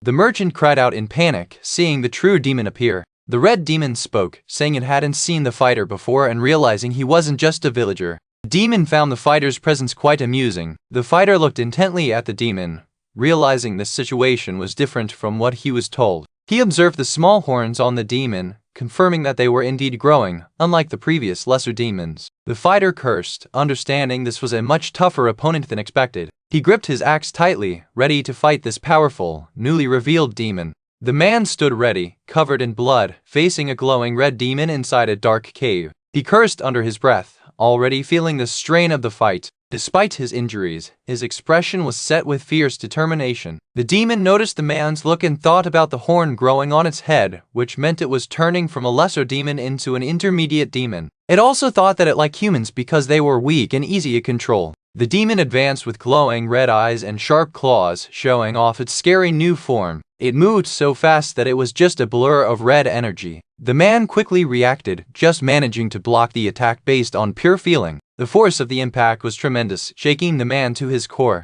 The demon's weapon scraped against the man's blade, creating sparks as the demon gloated about liking humans for their weakness. The man realized he lost track of the demon's movements for a second and only blocked it by instinct. He confirmed his suspicion. This enemy had the power and speed of more than just a weak demon. The man swung his weapon back, creating a bright arc of light as he was pushed back. The demon raged because the man had killed too many of its goblins. The monster declared that it was starting to hate humans and demanded the man beg for forgiveness. It then explained that while a lesser demon could be beaten by a few untrained men, an intermediate demon was a real threat, even for elite soldiers. The man just stared, processing the creature's words while holding his weapon. The demon offered the man a chance to live. It told the man not to use the arm that was holding his axe. The demon gave a gruesome order, cut off that arm with the axe, and then eat all the flesh and bone. If the man ate every single piece of flesh, the demon promised to let him live. The man thought to himself that in his current condition, fighting a full intermediate demon would be very hard. However, he reasoned that the fight might be easier now, while the demon's horns were not fully grown. The demon got agitated, asking what the man was doing and why he wasn't following the gruesome instructions. The man replied that the demon had been too noisy the whole time. He then scornfully stated that he does not listen to something as worthless as a blood bag like the demon. The man then pulled out a pouch filled with liquid, holding it up to his face. He quickly pierced the pouch, letting the liquid drip out. The demon caught a whiff of the dripping liquid and was shocked, wondering if it was what it thought it smelled. The monster asked why a human would possess such a thing, looking surprised as the man prepared to drink from the pouch. The man tipped the pouch back, and the dark liquid went down his throat with a gulp. The empty pouch fell to the ground after the man finished drinking. A strong dark red aura suddenly surrounded the man, who stood firm, muscles bulging, with an X-shaped scar visible on his chest. The man let out a powerful, agonizing scream as the drink took effect. Close up on the man's face and chest as he roared in pain and power. The demon watched him, still holding its sharp claws, looking annoyed but not yet scared. The man's eyes flared with a bright, intimidating red glow, reflecting the surrounding red energy. More intense energy bursts surrounded the man as he powered up. A title card appeared, showing the chapter number and title, followed by a note about the old blood that was thankfully still effective. Now powered up by the old blood, the man gripped his axe, his eyes burning red against the crimson background. He thought the effect wouldn't last long, so he needed to end the fight quickly, which caused the demon to wonder if it was truly feeling fear from a mere human. The demon quickly dismissed the feeling, believing it had gained new power too and that it would kill the man. The demon roared, "Die!" It lunged forward with tremendous speed. The intermediate demon moved rapidly, engulfed in red energy. The man internally noted that demons are cunning, and if it sensed danger, it would have fled, making him wonder if the growth of its horns had messed up the demon's judgment. He focused, realizing the fight was his chance now that he could finally see the demon's movements clearly. The demon's claws swung toward him, surrounded by a crimson aura. The man stated that now, he could finally see its movements. Looking determined, he swung his axe in a powerful arc. The axe connected with a blinding flash as the demon was struck. The man was thrown backward slightly from the force of the blow. The demon let out a shriek, reeling back slightly from the unexpected hit. The man looked down at his axe, noting the impact. He knew that if he kept fighting like this, the axe blade would shatter soon. But the man was ready for that, planning to switch to his sword, and if the sword broke, he would just use his fists. He gritted his teeth in resolve. The demon, enraged, screamed that the human was unforgivable. Its face contorted in a furious, wide-mouthed roar. The demon's foot stomped down hard as the man braced himself. The demon paused, realizing something was wrong, sensing a shift in the battle. The man channeled his power and swung down with immense force. He brought his weapon down with a mighty force covered in dark, red-tinged energy. The weapon struck the demon with incredible speed. The demon let out a loud scream as the man's attack landed squarely. The demon stumbled backward, its massive clawed hands scraping the ground. The demon could only mutter, "What power," as it realized the sheer destructive force of the man's attack. The demon felt its body being hit hard, while the man prepared another swing. The man roared, pushing through the pain and the demon's counterattack. Another sharp impact resonated as the man's attack connected. The man delivered a sweeping blow that sent debris flying, pushing the demon back with overwhelming strength. The demon was stunned by the immense, destructive force coming from a mere human. It shrieked in disbelief, wondering how a human could possess such might. The demon's face was a mask of horror as it tried to claw at the man. The man took the hit, absorbing it to deliver his own counterattack. A massive impact flashed as the man countered the demon's attack with his own. The demon shrieked again as it was forcefully knocked back across the cavern floor. The man focused his power, preparing for the next move. The demon looked up from the ground, its expression shifting to cunning. The man continued to pour power into his weapon, ready for the next engagement. He spun, engulfed in a fiery red aura, ready to attack again. The man shouted "Hup!" as he prepared his next move. The demon suddenly sensed danger from another direction and thought, "It's dangerous." As the demon tried to scramble back, the ground shook from the energy. The man landed a blow that cracked the ground around them, sending rocks flying. The man stood back up, covered in blood but radiating dark red power, weapons in hand, on the ruined battlefield. The demon cried out in pain and confusion, asking what the man was. The demon stared, realizing the man was not human at all. The man looked back with cold, red eyes, confirming the demon's realization. The demon's eyes showed shock as it processed the situation. It concluded that the man must be a monster disguised as a human. The demon let out another terrified scream. It tried to grab the man, but the man retaliated with a powerful swing. The demon was caught off guard by the man's sudden counter, clinging to the man's body. The demon was now being held by the man, who seemed to be overpowering it, and it realized the man was reading all its moves. The demon thought attacking head-on was useless because the man knew its attacks already. The demon panicked, yelling at some unseen allies to stay away from the dangerous fight. A different human, holding a lit torch, was terrified and told everyone to get back. The fearful human warned the others not to come closer, threatening to use the fire. The smaller, weaker goblins hesitated, intimidated by the torch's fire. The torch blazed intensely, radiating heat. The main demon, seeing the fire, remembered something and thought, "Right, that fire." It desperately wished that the fire could be gone. As the man prepared to strike again, the demon was trying to escape, climbing on the cave walls. The man recognized the direction the demon was trying to escape toward. The man didn't let go of his axe handle, ready to use it differently. He knew exactly what the demon was aiming for with its escape route. The man held up his axe, his eyes blazing red, refusing to let the demon have its way. He declared firmly that he would not let the demon succeed. The man's face, dripping with blood and framed by glowing red eyes, showed absolute resolve to win. The fight was intense, with the big red demon facing off against the man who looked ready to fight. The demon noticed how fast the man was moving on his feet. The demon thought that trying to hit him directly would just result in the man dodging anyway. Because of this, the man decided he had to change his plan completely. He gripped his bloody axe tightly, preparing for a massive swing. He declared that he would destroy the very ground beneath the demon's feet. With a grunt, the man swung his weapon with incredible force. The resulting strike sent the demon flying backward as dust and debris exploded everywhere. The demon cried out in pain from the unexpected, powerful attack. The axe connected with a huge force, spinning through the air. The impact caused a massive explosion of rock and earth. Meanwhile, some goblins nearby, holding a torch, looked shocked at the powerful blow. One of the villagers nearby looked terrified as the huge demon was being slammed down. The demon was hit hard, with dust and debris flying everywhere from the cave floor. Another large impact shot rocked the area, sending more debris flying. The demon cried out again, trying to protect itself as dust filled the air. The dust seemed to annoy the demon, who complained about getting dirt in its eyes. The man, covered in blood and glowing with dark energy, prepared for his next move. He looked ready to strike again as intense dark energy flared around him. The sword was stuck deep into the demon's head, causing it to cry out in pain.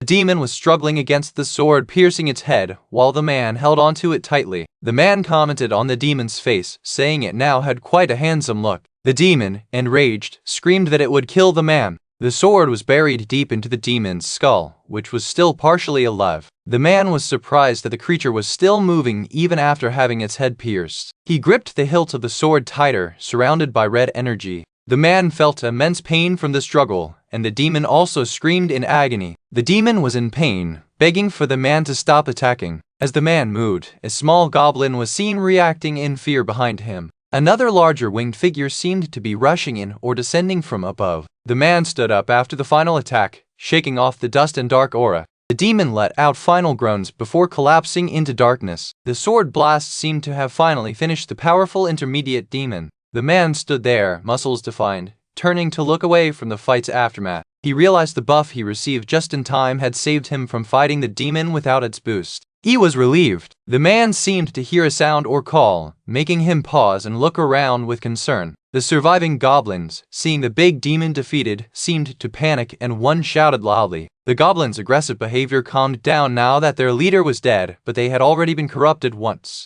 The strong man stood tall, covered in gore, determined to deal with the remaining threats. He still held his bloody sword, ready for the last few goblins. He dropped down next to a fallen goblin, still holding his sword firmly. He noticed that the remaining goblins had already been turned into monsters before. The man smiled slightly, saying he would take care of every last one of them before leaving. One of the goblins squealed in terror. The man quickly dispatched one goblin who was holding a torch. He moved swiftly, covered in blood, as he struck down another goblin. The remaining goblin cried out in confusion and fear. The man stood, dripping blood, looking resolved after finishing off the last of the immediate threats. He realized that one goblin was trying to run away, and he focused his gaze toward the torchlight. He noticed the last remaining goblin was holding the only torch nearby. The man, sword raised, cornered the last goblin holding the torch. He moved so fast that the traveling merchant cried out in shock. The merchant yelled out in panic, concerned for the man. The merchant was clearly disturbed by what he saw happening. The merchant struggled against the man's grip, perhaps trying to stop him from killing the last goblin. The merchant was clearly in distress, looking on with wide eyes. The man held the merchant's hand back, who was trying to intervene.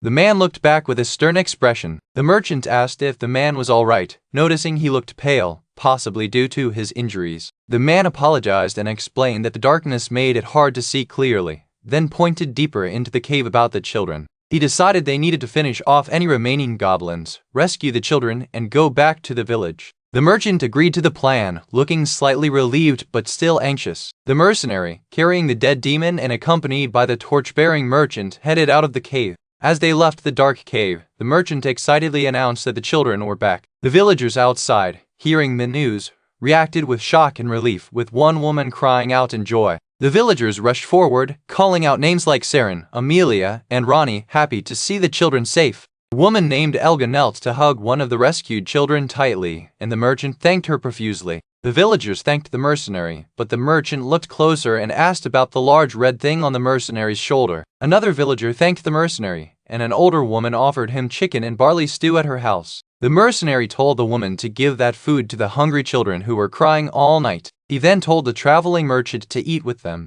The The merchant asked what the mercenary would eat, and he replied that he needed to rest first. The merchant and the children looked on with worry as the strong man turned to leave to rest. The mercenary turned his back on the village, while the merchant and a child looked on. The children looked confused and worried as the mercenary walked away. The merchant was visibly shocked and confused by the mercenary's abrupt departure. The merchant looked terrified and asked what was happening. The children who were captured were mumbling strange, cult-like phrases about rifts and light. The villagers were covering their ears in distress. One child was crying out, begging not to be abandoned, as the mercenary explained they had been brainwashed. The merchant was shocked to hear about the brainwashing, and the mercenary confirmed it. The mercenary explained that the captors made the children repeat negative things until their minds broke. The brainwashing included telling them their parents abandoned them and that they were useless, a process so strong even a priest couldn't withstand it. The mercenary clarified that it wasn't just mind trickery, it carved the fact of their parents abandoning them into their minds. He stated that having been abandoned by their whole world and having this constantly drilled in made it impossible for the children to grow normally. The merchant was horrified, asking why a demon would do something so cruel.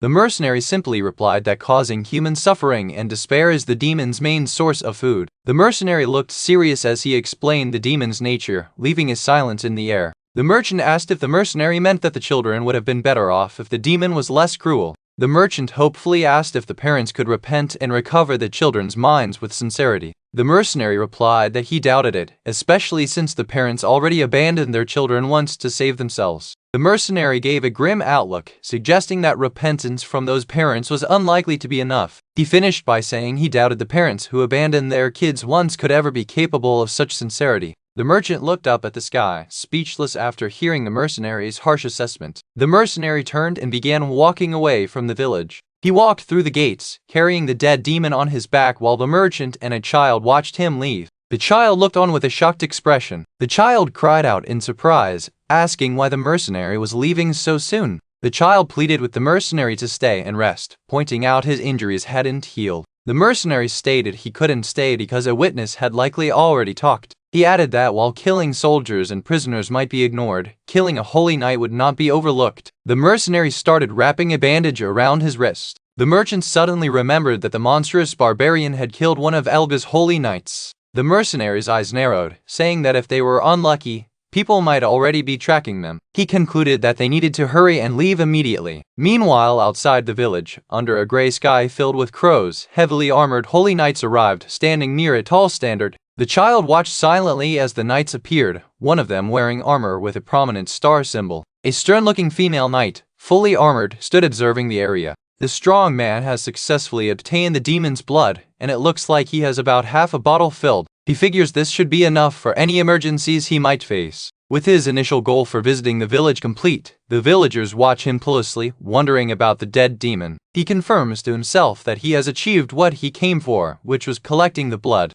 Then, he forcefully slams the demon's corpse down. One of the villagers nervously asks the mercenary what he plans to do with the demon's body. The mercenary states clearly that he does not need it and tells them to burn it. The villagers are shocked because they thought he caught the demon for money, given all the effort he put in. They wonder why he would take the blood but want to burn the valuable corpse, questioning if he knows its worth. However, one villager realizes this is good news for him because if he saves the corpse, he might sell it to a holy knight or a merchant later for a good price. Another villager warns that if the corpse is not burned, the smell of blood will attract other creatures. If other creatures eat the corpse, they will turn into monsters, and the villagers definitely do not want another attack from rampaging goblins. The villagers quickly agree to burn it right away, as the mercenary stares intently at them. They confirm they were already planning to burn the body immediately, while some villagers start moving to handle the demon's remains. The mercenary turns away from the dead demon. A villager approaches the mercenary, offering some items they gathered as thanks for saving the children. The offerings include a new pair of boots, a belt, and some pouches, which the villager humbly asks him to accept. The mercenary pauses, then agrees that he will put the gifted items to good use. He immediately starts putting on the new boots and examining the belt. He notes that the new gear is quite useful, as one of the villagers looks on with concern. He secures the new belt and checks the small axe he fastens to it. The mercenary then declares that it is time to leave. Suddenly, he clutches his chest with a sharp intake of breath, making the villagers look on in confusion and shock. He realizes the wound he got from the holy knight is what's bothering him. He notes that his body recovers very fast from the demon's wound, which was only from yesterday, but this older wound from the night still won't heal. This old wound, which is over 10 days old, refuses to heal, making him think about the blessed weapon used by the knight. He confirms that the spear used by the holy knight was definitely not an ordinary one. The scene shifts to a dark, gloomy place with crows flying around a tall, spear-like object. Crows caw as they circle a tall, metallic structure against a gray sky. The focus shifts to a woman in elaborate armor, Lady Yahello, who looks serious.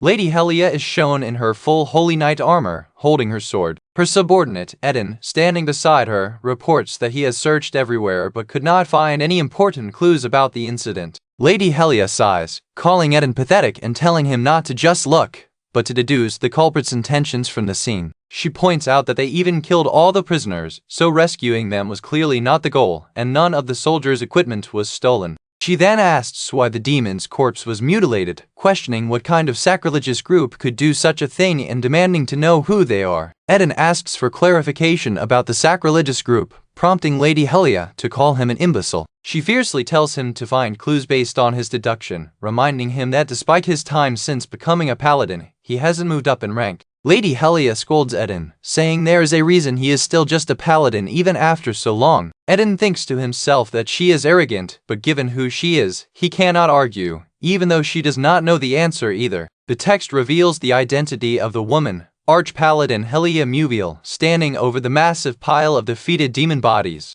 The pile of dark, monstrous bodies shows evidence of a fierce battle. It is revealed that Yahello is the Empire's youngest Arch-Paladin, who achieved that rank by defeating 20 demons by herself. Eden admits that while her personality is bad, her skill is the real deal, but still finds the situation frustrating. He concludes that a mere paladin like himself cannot take on someone of her level, so he must accept the situation. Lady Yahello demands that Eden bring out the holy relic given to them by Archbishop Irensko. Eden reacts with surprise, asking if she means Damien's twin mirrors. He pleads with her to reconsider, pointing out that it has not even been 10 years since the other mirror broke. The narration explains that Damien's twin mirrors are a holy relic, a pair of mirrors that show scenes from the future and the past, respectively. The mirror that saw the future shattered after seeing an impossibly powerful being, leaving only the one that sees the past, which Yahello insists they use now. Lady Yahello angrily shouts, demanding to know if Eden will report to the Archbishop that he has no idea why the Archbishop's nephew, Linton, died. Eden falls silent, prompting Yahello to tell him to stop worrying, as the mirror will not break unless it reflects a great demon.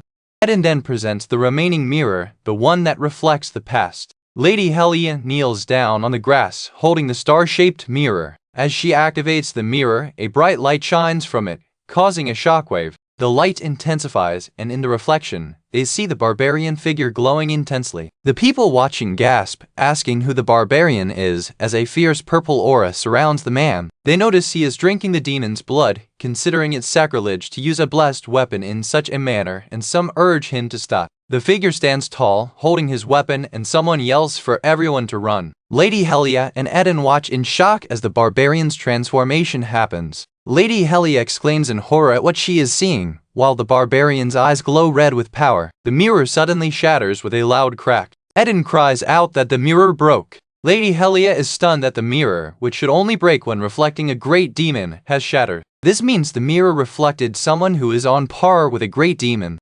Eden expresses disbelief at the bizarre situation and tells Lady Yahello they must report this to the Holy Capital immediately. Lady Yahello refuses, stating that since the culprit has been revealed, there is no need to return to the Holy Capital. She declares firmly that they will continue the search for the perpetrator themselves. Eden protests her decision with a shocked exclamation as Yahello grips her sword, preparing for action. Lady Yahello moves quickly, creating a burst of power as she charges forward. She calls the target that fiend in human skin. Lady Yahello declares with intense focus that she will eliminate the threat with her own hands. The scene shifts to a dark forest at night. The environment is dark with dense trees under a deep blue night sky. A villager is seen kneeling by the water, reflecting on his life, feeling like he would end up a madman unable to trust or love anyone. He wonders if it is because of his 8-year-old son back home, or the worry for the village children that keeps him troubled. He resolves that if he wants to survive and get back to his family safely, he must force himself to be cheerful, especially because he can't face them in his current state. Meanwhile, the mercenary lies near a campfire, looking exhausted as the night deepens. A young man approaches the mercenary, asking if he has been waiting long and promising to prepare a meal right away. The young man is startled to see the mercenary already lying down, wondering why he is resting when he is so strong. He cries out in alarm upon seeing the mercenary's condition. He expresses shock as the mercenary could tear a demon to shreds and questions why he is suddenly in such a state. The mercenary groans, realizing he should have understood sooner about the wound. The young man gasps, pointing out the terrible wound on his chest and asking what happened so suddenly. The mercenary thinks to himself that he should have realized sooner about the blessed weapon. He wonders if it was imbued with a blessing specifically meant to inflict fatal wounds on demons. He knows such a blessing usually wouldn't affect a human, but he is a berserker who gains power from demon blood. He realizes he must have been affected because he drank the demon's blood. The young man regrets that they left the village that day and wishes the mercenary had rested for a few more days. The mercenary tells him that resting won't heal this kind of wound and asks a critical question about the moon from the previous night. The young man, confused, answers that he thinks it was a fully tilted waning crescent moon. The mercenary is relieved, realizing he hasn't missed his chance because of the moon's phase. He thinks to himself that if it is tonight, something important might happen. The young man looks around in confusion as a strange sound echoes. The young man hears a sound and wonders if it could be what he fears. A terrifying growling sound is heard from the dark woods, where many pairs of glowing yellow eyes are watching them. The sound is accompanied by a heavy paw stepping onto the ground near the mercenary. A vicious-looking blade wolf emerges from the darkness, growling fiercely. The young man cries out, recognizing them as blade wolves, while the mercenary looks serious. The mercenary breathes out, then picks up the axe he had dropped earlier and also retrieves his sword. The mercenary tells the young man to stand back, showing his readiness to fight despite his injury. The young man protests, worried about the mercenary's wound, as the mercenary thinks about how this world just won't leave him alone. He curses the damuts that are approaching. Several aggressive blade wolves emerge from the dark woods surrounding the mercenary. The mercenary states that the young man could have paid his get-well visit a little later, implying he should have stayed safe. The mercenary readies his sword to face the attacking wolves. A huge, fierce wolf is seen up close, looking aggressive in the dark. The wolf continues its attack as a man breathes heavily, clearly tired from the fight. The man is sweating a lot and letting out a sigh, his body still under strain. The scene shifts to a small camp where the man, holding an axe, is defending against a pack of vicious wolves while another person tends a fire. The wolves are closing in on the camp with dangerous intent. One of the wolves bares its teeth and lunges forward with raw aggression. The action speeds up as the man prepares to strike.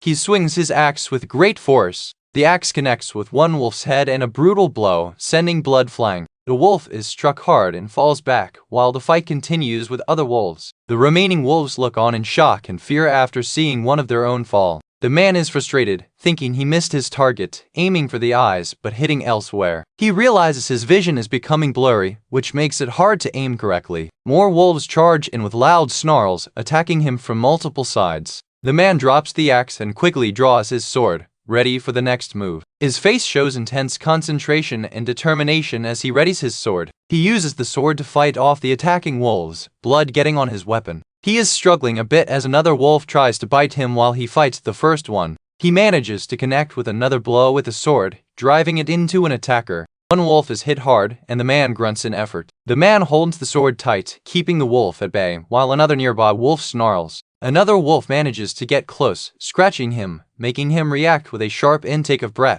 A tight focus on the man's eyes shows his intense struggle and focus despite the pain. He lets out a pained sound as he takes another hit or strain. He strikes another wolf with force, causing a loud impact sound. The wolves are closing in, and the man grits his teeth in pain or anger. He turns his head slightly, sweating and showing the strain on his powerful body. The man keeps fighting the wolf attacking his head, covered in blood from the battle. After clearing some immediate threats, the man leans on his bloody sword, catching his breath, while more wolves watch. The ground is littered with the bodies of the wolves he has already defeated. Suddenly, more wolves appear, growling loudly, ready to attack the weary man. The man observes the remaining wolves, realizing they hunt in groups and are now regrouping after seeing their comrades fall. He admits to himself that if his body was in better condition, it wouldn't be an issue, but right now, he cannot last long. The nearby villager shouts in panic, telling the wolves to stay back, looking very confused. The villager frantically waves burning sticks around the fire, trying to scare the beasts away from him. The remaining wolves circle, eyeing both the fighter and the villager.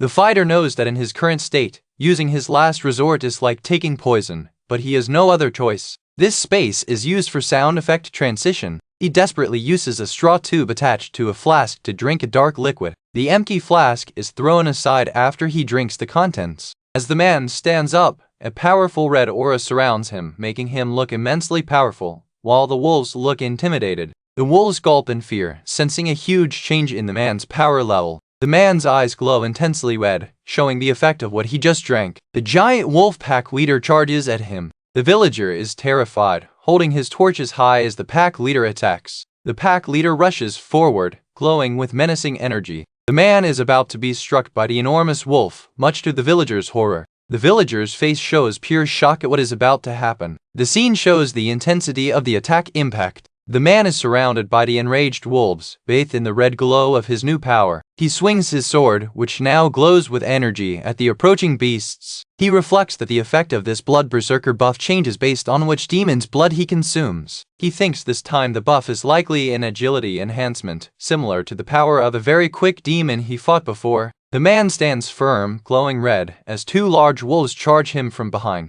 The man's determined face is covered in the red aura, powering up from the drink. He confirms that he has gained agility enhancement from the potion. With his enhanced agility, he dodges the attacks of the wolves with blazing speed. He recalls the quickness of the demon whose blood he drank, noting how annoying its speed was. He confirms that, as expected, this is the effect he got, and he looks down at the remaining wolves. The remaining wolves are frozen, watching the massive increase in the man's power. The villager is bewildered, asking the man if he is okay as the wolves start to run away. The villager exclaims that the wolves are running away, and the man wonders why they are retreating. The man feels a massive shift in power and realizes this is not what he expected. A massive impact occurs on the ground as something huge lands or attacks. The man, surrounded by his red aura, kneels slightly, holding his sword, while the villager looks on in terror at the massive creature now present. The pack leader, now looking even larger and more ferocious, stares at the man with glowing eyes. The wolf lets out a deep growl, and the villager points out something strange about this particular wolf. Perhaps it is the pack leader. The pack leader looms over the man, much bigger than the other wolves. The man curses, realizing this must be the pack leader, and worries because the buff he took might expire soon. He fears the buff ending at the worst time, especially as the pack leader seems to be using a strong move.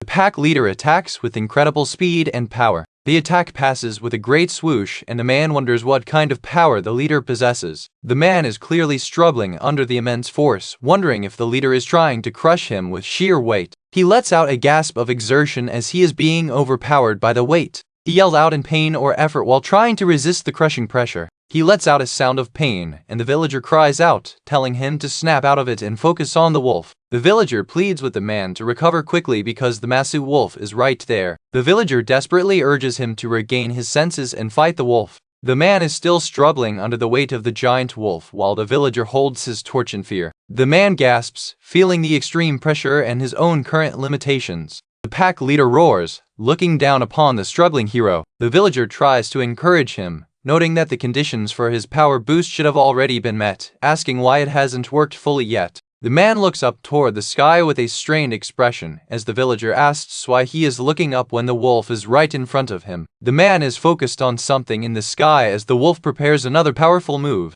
He senses that whatever he was waiting for has arrived. His eye widens, showing intense focus as he confirms the arrival of the awaited event. A thought flashes about midnight on the night when the moon has completely hidden itself, indicating a specific time for something. The man stands up straight, his back to the viewer, facing the night sky. He slams his sword point into the ground with great force. As he holds his sword, he begins a ritual, invoking the spirit of a great warrior named Atala. He calls upon Atala, the master of 10,000 soldiers, and asks to place the warrior's blade in his hands. The villager looks on confused by the strange ritual. He continues the invocation, asking the spirit to bless the warrior who thirsts for battle so he can quench his thirst with the blood of enemies. He concludes the ritual by stating that on the night the moon hides, he bestows a blood-soaked name upon the blade. As the man finishes his naming, the villager looks confused, and a bright light surrounds the sword. The pack leader, now looking stunned, watches as the man kneels, holding the glowing sword upright.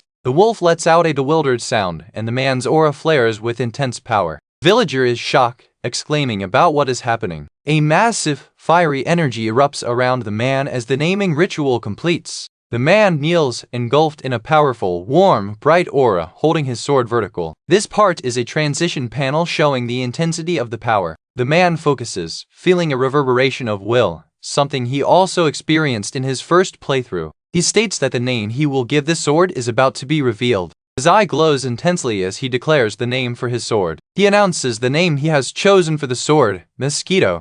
The power surrounding the man and the sword intensifies with fiery red energy. The sword emits a blinding flash of red light as the naming effect takes hold. A symbol appears on the sword's hilt, glowing brightly in red. He recognizes this as a unique trait being activated. The man looks up with a determined expression, revealing that he is the one who bestows names.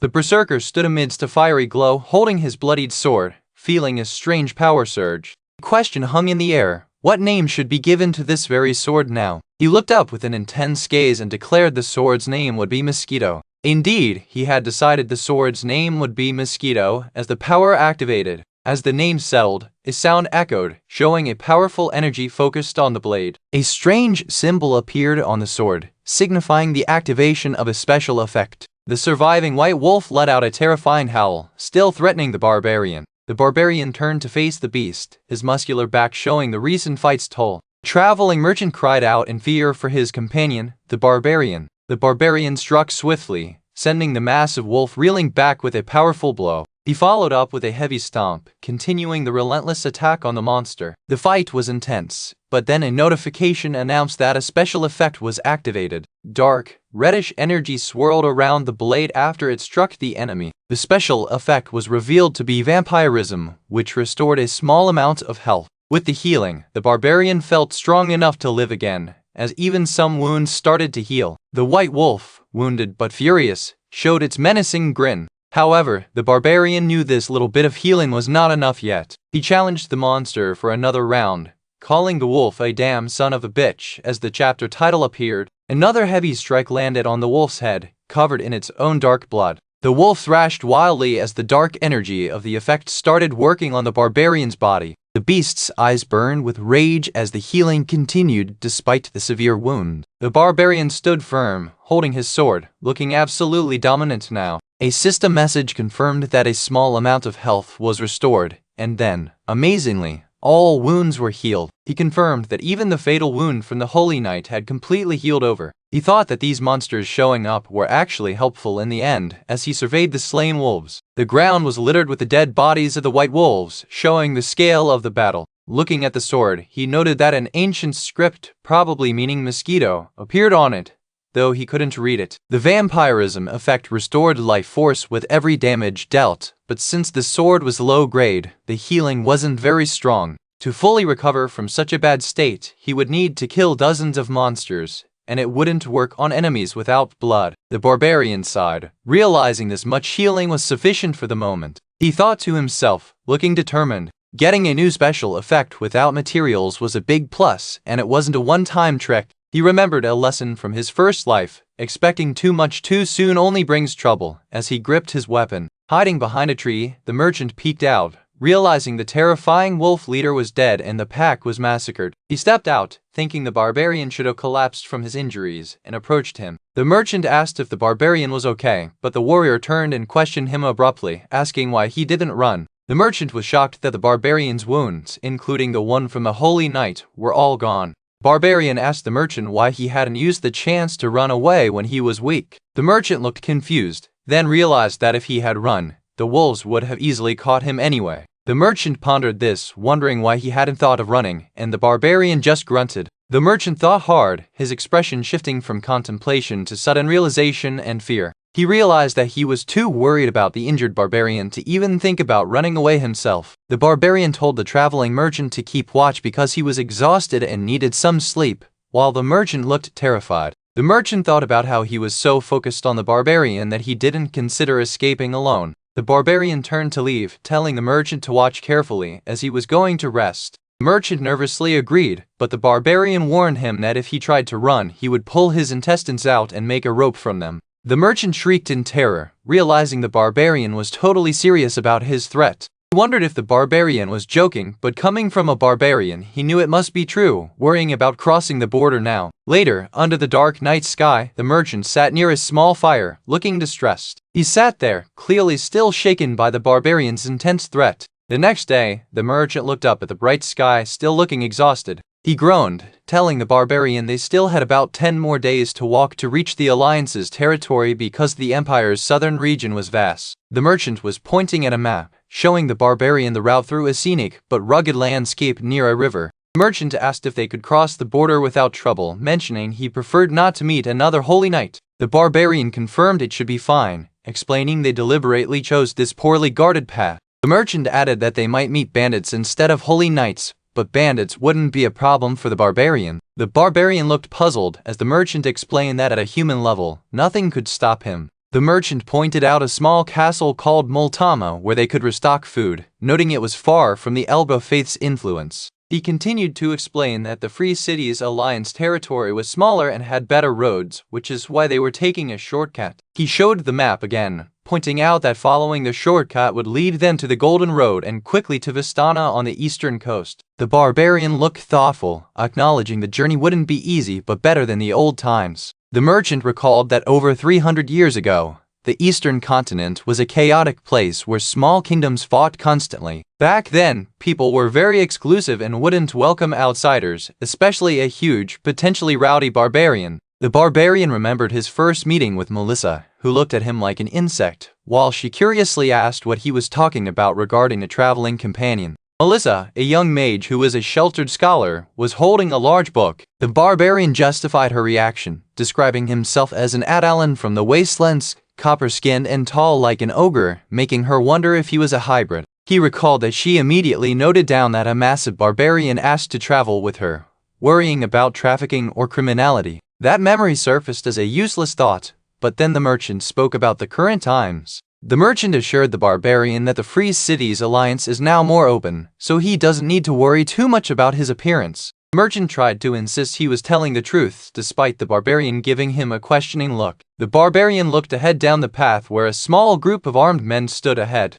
The barbarian asked the merchant what he thought of the group up ahead. The merchant observed that judging by their clothes, they looked like bandits, and the one scolding them seemed to be a different group. He admitted he wasn't sure what was happening but suggested they take another path to avoid trouble. However, before they could turn, a different group of men pointed toward the barbarian and the merchant, looking aggressive. The bandits pointed and shouted, telling the other group to run and report back to their boss. The barbarian muttered that this was annoying as he finally focused on the situation. He smoothly drew his sword, ready for a fight. The barbarian stepped forward, dropping his defensive stance. He charged toward the group of bandits who were harassing the other travelers. The barbarian stared down at the approaching group with a grim expression. One of the bandits screamed in shock as the barbarian attacked, his eyes glowing with dark energy. The bandit leader, seeing the barbarian charge, gloated, asking his men if they saw that he wouldn't come, and challenged the others to mess with them now. The other bandits were confused, demanding to know what the first group meant, since the barbarian was right there. The first group shouted that the others were running away and told them to hurry up and tell their idiot boss. The bandits laughed, delighted that their connections worked, and called the other group nobodies, while the barbarian stepped in asking what this was all about. One bandit dismissed the other group as nobodies and then loudly announced that Agon's raging horn was here. The barbarian glared at them and stated he would ask one last time what they were doing. The bandit leader apologized, thanking the Mr. Barbarian for helping them. He then asked if he should call him Agon's Raging Horn instead, but the barbarian sighed, denying that name. The barbarian made it clear he had no intention of helping them and told them to get out of his way or die. A blank panel shows the tension in the air. The bandits and the group they were harassing just stood there silently, utterly stunned. The bandit leader reacted strongly, pulling his own weapon and demanding to know who the barbarian thought he was to show up and confuse them. The bandit's face contorted in rage and disbelief at the barbarian's dismissal. He cursed the barbarian, calling him a good-for-nothing bastard, while the merchant squeaked in fright. Barbarian remained unfazed, looking intensely at the angry men before him. The people who surrounded the protagonist were confused, thinking this person was not the famous Raging Horn of Agon, and wondered why he showed up and messed things up. They immediately demanded to know how he planned to take responsibility for the situation, noting that his attitude changed as soon as he saw the protagonist wasn't who he expected. On top of that, these men thought they had the upper hand just because they had more numbers. Then, someone noticed a porter hiding in the back with a ridiculously huge bag. They asked the porter if he was carrying something expensive and demanded he come closer so they could see the bag. One of the attackers grabbed the porter and insisted he come over, even though the porter was scared. The protagonist, Kadim, just stood there silently for a moment after the attacker said, "I won't bite." I said, "Come here." Kadim looked down at the man who was demanding things from him and simply asked, "Huh?" The man who was demanding things got annoyed and told Kadim that it was disappointing to see him act that way. He pointed out that Kadim was the one who suddenly appeared and confused everyone. He continued, saying that because of Kadim, they were about to fight the other guys without any backup, so Kadim should at least pay them something. Kadim remained silent, and the man snapped, asking if he didn't want to open his pockets for payment. The man then suggested a new plan. Since Kadim looked strong enough to fight on his own, he should go fight the other group while pretending to be the Raging Horn of Agon, which was a great idea to the others. The group looked on, seemingly happy with this arrangement, as Kadim looked back at them.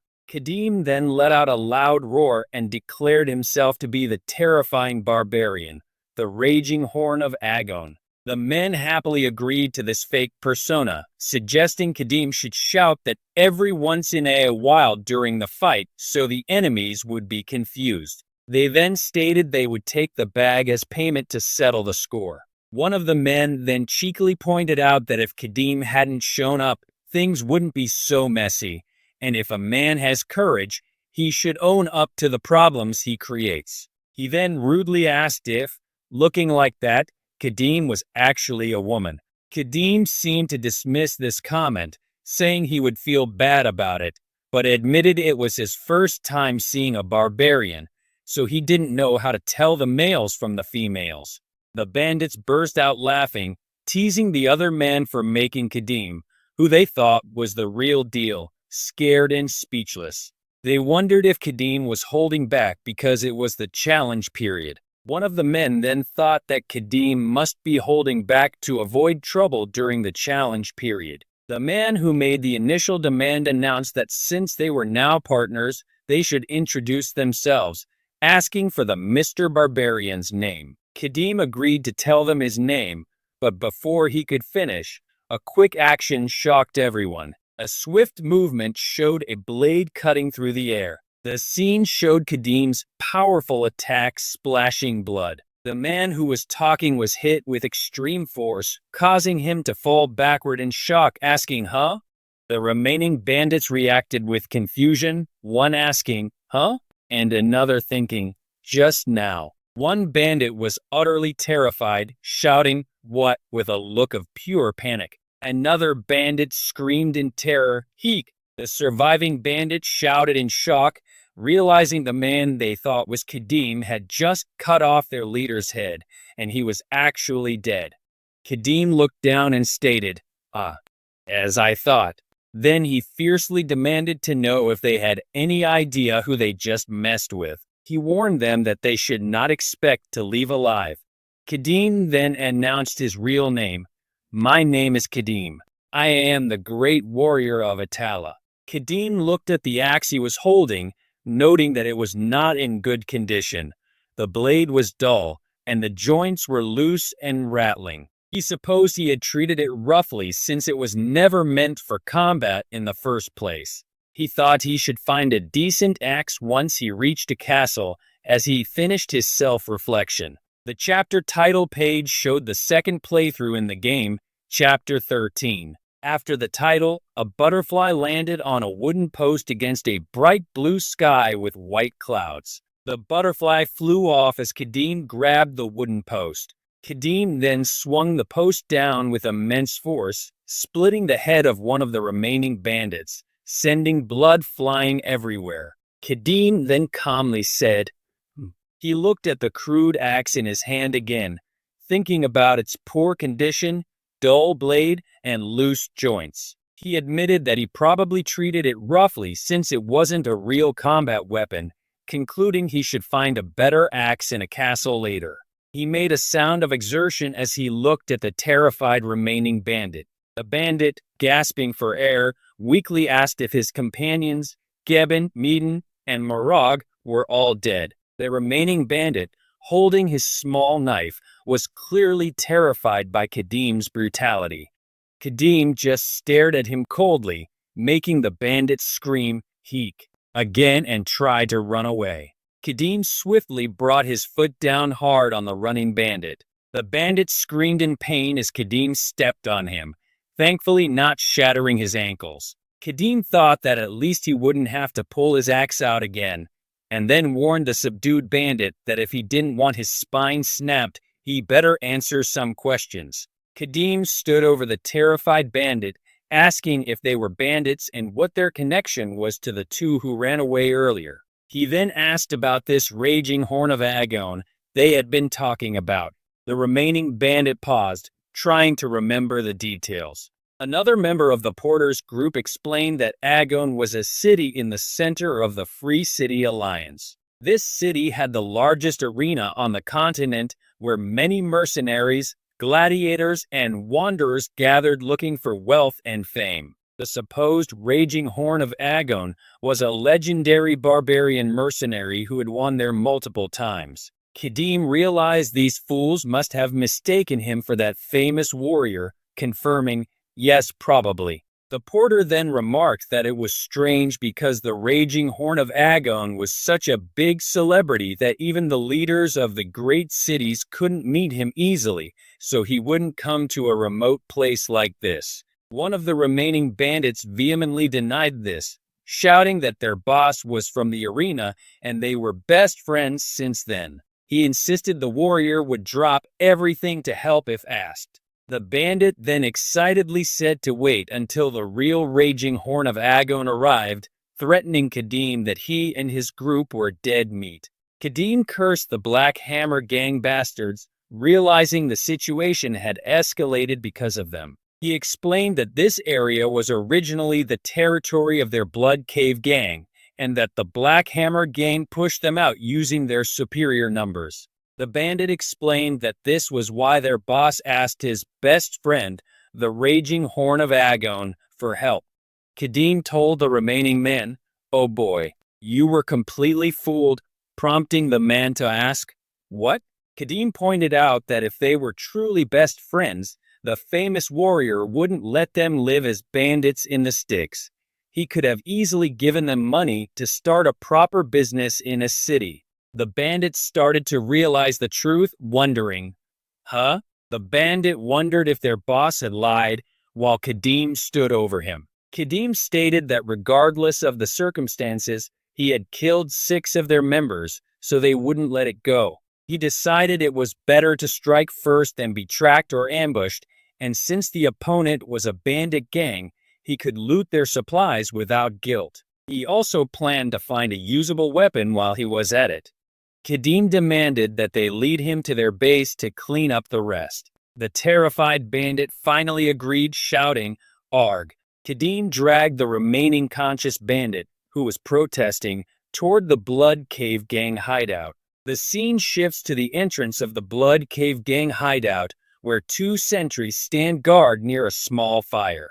The camera moves inside the cave, showing a throne room where the leader, Graham, sits on a large, ornate red chair. Graham, the leader, looked intense as he listened to his subordinate report. Graham introduced himself as the leader of the Blood Cave gang, claiming to be close enough to the famous Raging Horn of Agon to be his brother and a proud gladiator from Agon's arenas. Graham then screamed internally that the Raging Horn of Agon didn't even know who he was, admitting he was just a mediocre gladiator with a terrible record. He confessed he only lied about sending a messenger because his men kept pressuring him. He further thought that even if he had sent a real message, the Raging Horn of Agon would never show up. Graham lamented where everything went wrong, saying he just wanted to take advantage of his loyal, albeit foolish, subordinates and live a simple life as a bandit. He blamed the Black Hammer gang for creeping into their territory, saying they should have stayed happy at the border. He muttered that he couldn't ask for more if the Raging Horn of Agon actually came to help. Suddenly, a subordinate rushed in shouting, "Be boss!" The Raging Horn of Agon. Graham impatiently waved him off, saying, Yeah, sure. That Raging Horn of Agon again." However, the subordinate pointed excitedly, "The Raging Horn of Agon is here," and described the distinct barbarian attire and massive physique. Graham looked up with wide eyes, asking in disbelief, "No way, could it really be?" The Raging Horn of Agon. Kadim, covered in blood, appeared, holding his sword, and simply said, "Yo." Kadim, looking very menacing and injured, asked Graham, "Are you the boss?" Graham stared blankly for a moment. Then Graham finally asked, "Who?" The big warrior looked at the seated man and said a greeting. The seated man, who was clearly the boss, asked if the newcomer was the legendary Raging Horn of Agon. The boss noticed that the face of this powerful barbarian was not the one he knew from the Raging Horn of Agon. He wondered where such a barbarian came from, especially since this person had already wiped out their entire gang. He realized that if this warrior reached this far, the men outside must already be defeated. Even if this person was not the Raging Horn of Agon, the boss knew he was very dangerous. Suddenly, the boss was struck down with a loud thud. The mercenary let out a huge yell as he dealt the blow. The boss, terrified, thought he should strike first before the attacker could do anything else. The attacker calmly asked if the boss intended to fight with his bare hands, looking interested. The attacker looked intrigued. The boss's face showed intense fear as the attacker moved his sword closer. With a swift move, the attacker pressed the blade against the boss. The captured man immediately threw himself down, begging for his life, calling the attacker boss. The text noted that the man was prostrating himself. The bandit quickly offered treasures from a nearby chest, begging the attacker to just take those and spare him. The attacker told him not to call him boss, and the bandit switched his plea, addressing him as "mercenary, sir," and pointing towards the back of the cave for equipment or food. The attacker noted that the bandit had mastered begging, but then brought up something that happened just a moment ago, as if thinking to himself. He then asked the bandit if he wanted anything else. The bandit panicked, seeing the sword raised higher and higher, and quickly offered a tribute every time the mercenary visited. The bandit desperately tried to stop him from striking. The bandit offered a treasure map as a tribute to save his life. The bandit realized his words were useless because this type of person wouldn't listen to pleas, thinking back to how he survived the arena with similar tricks. The bandit wondered if this was the futile end. The bandit then excitedly mentioned a treasure map, just as the attacker lowered his weapon slightly. The attacker seemed interested upon hearing the word treasure map. The bandit explained that the map showed the location of a dwarven throwing axe. The attacker, now looking serious, asked again about the dwarven throwing axe. This was the chapter title page, showing the start of the second playthrough in the game world. The bandit confirmed it was a dwarven throwing axe, made with the heart and soul of master dwarven smiths. The attacker told him to keep talking, and the bandit realized his offer worked because the mercenary seemed interested. The bandit explained that dwarven equipment is hard to find, even on the black market, and boasted about its properties. He described how the blade never dulled and the axe flew like a bird, hitting the target on its own, calling it incredible. The bandit continued explaining that dwarven gear had superior base stats and special effects, impossible to compare with human-made equipment. He added that only equipment at the blessed level would stand a chance against it, making obtaining dwarven gear a big deal. The narration explained that dwarves and elves exist in this world, but they are minor races with little presence, making their gear rare even if it was guaranteed in the game. Because the dwarves hated humans, they wouldn't simply sell their equipment, even if it was obtainable through quests in the game. The attacker realized that if the bandit's words were true, this was a big opportunity he couldn't miss, as he needed a high-performance weapon to rely less on the demon's blood. He demanded to know where the map was. The attacker was thinking about needing a strong weapon. The attacker sternly asked where the map was. The bandit insisted the attacker must first guarantee his life, as this map was the only lifeline he had. The attacker found it interesting that a lowly bandit wanted to negotiate. The attacker responded that he was also an expert at negotiations and threatened to keep stabbing the bandit until he talked, or until he was nothing but a rag. The bandit reacted fearfully. The attacker suddenly moved his sword swiftly towards the bandit. The bandit screamed in pain as the sword pierced him, and the attacker asked, "Huh?" before the bandit cried out in agony. The bandit was stabbed, and the attacker told him he was an expert negotiator too. He continued that he would keep putting holes in the bandit until he agreed to talk, or until he was nothing but a rag, while the attacker's expression was intense. The bandit was terrified, sweating, and squeaking out in fear. The story shifted to the Black Hammer Gang hideout. Some gang members outside were talking, insisting that what they saw was true and that they saw the barbarian with their own eyes. Another member told his boss that this guy usually talks nonsense, but this time he might be telling the truth. The boss got angry at the bickering. The boss shouted to stop them both. The boss then asked if what they were saying was true, that the raging Horn of Agon was in these outskirts, possibly helping the Grey Cave Gang.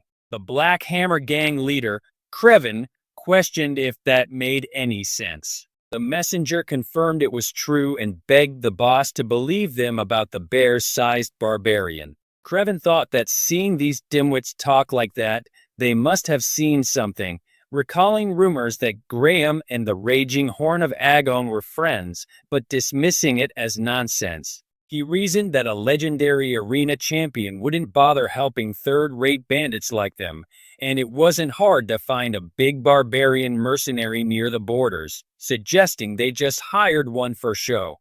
However, Krevin said, but just in case, if it really was the raging Horn of Agon, they needed to be careful. Suddenly, a panicked gang member shouted that they were under attack by the Blood Cave Gang bastards. Krevin asked how many enemies there were, and the messenger replied there were only two, their leader, and the other suspected to be the raging Horn of Agon. The messenger noted that if the barbarian was with them, they had no chance in a straight fight. Krevin gave orders to position the crossbowmen behind the barricades and the rest to wait in the brush. Krevin then signaled to fire the arrows as soon as he gave the signal, grabbing a heavy-looking object, perhaps a signal device. Krevin asked if they should go check, mentioning that if it was really the raging Horn of Agon, they would be there in a little bit. His subordinates hesitated, worried about walking into the Black Hammer Gang's massive hideout filled with 100 cruel and ferocious bandits. The mercenary leader, thinking out loud, suggested the big guy might give up if he knew there were 100 enemies, but the big warrior dismissed this, saying it would be tiring after killing them all, and urged them to hurry. The mercenary leader, seeming to have a backup plan, mentioned he wanted to head back before sunset. The other man looked confused. The mercenary leader and the bandit approached the hideout where the leader of the Black Hammer Gang, Krevin, was waiting. Krevin, holding a large hammer, seemed surprised to see Graham, the bandit's associate, and the big warrior. Graham excitedly said he didn't expect to meet Krevin like this and loudly declared that he came to ruin the Black Hammer Gang. Graham then presented his companion as the great champion of the arena, the illustrious raging Horn of Agon. As Graham spoke, he was secretly planning his escape while the Black Hammer Gang and the barbarian were busy fighting.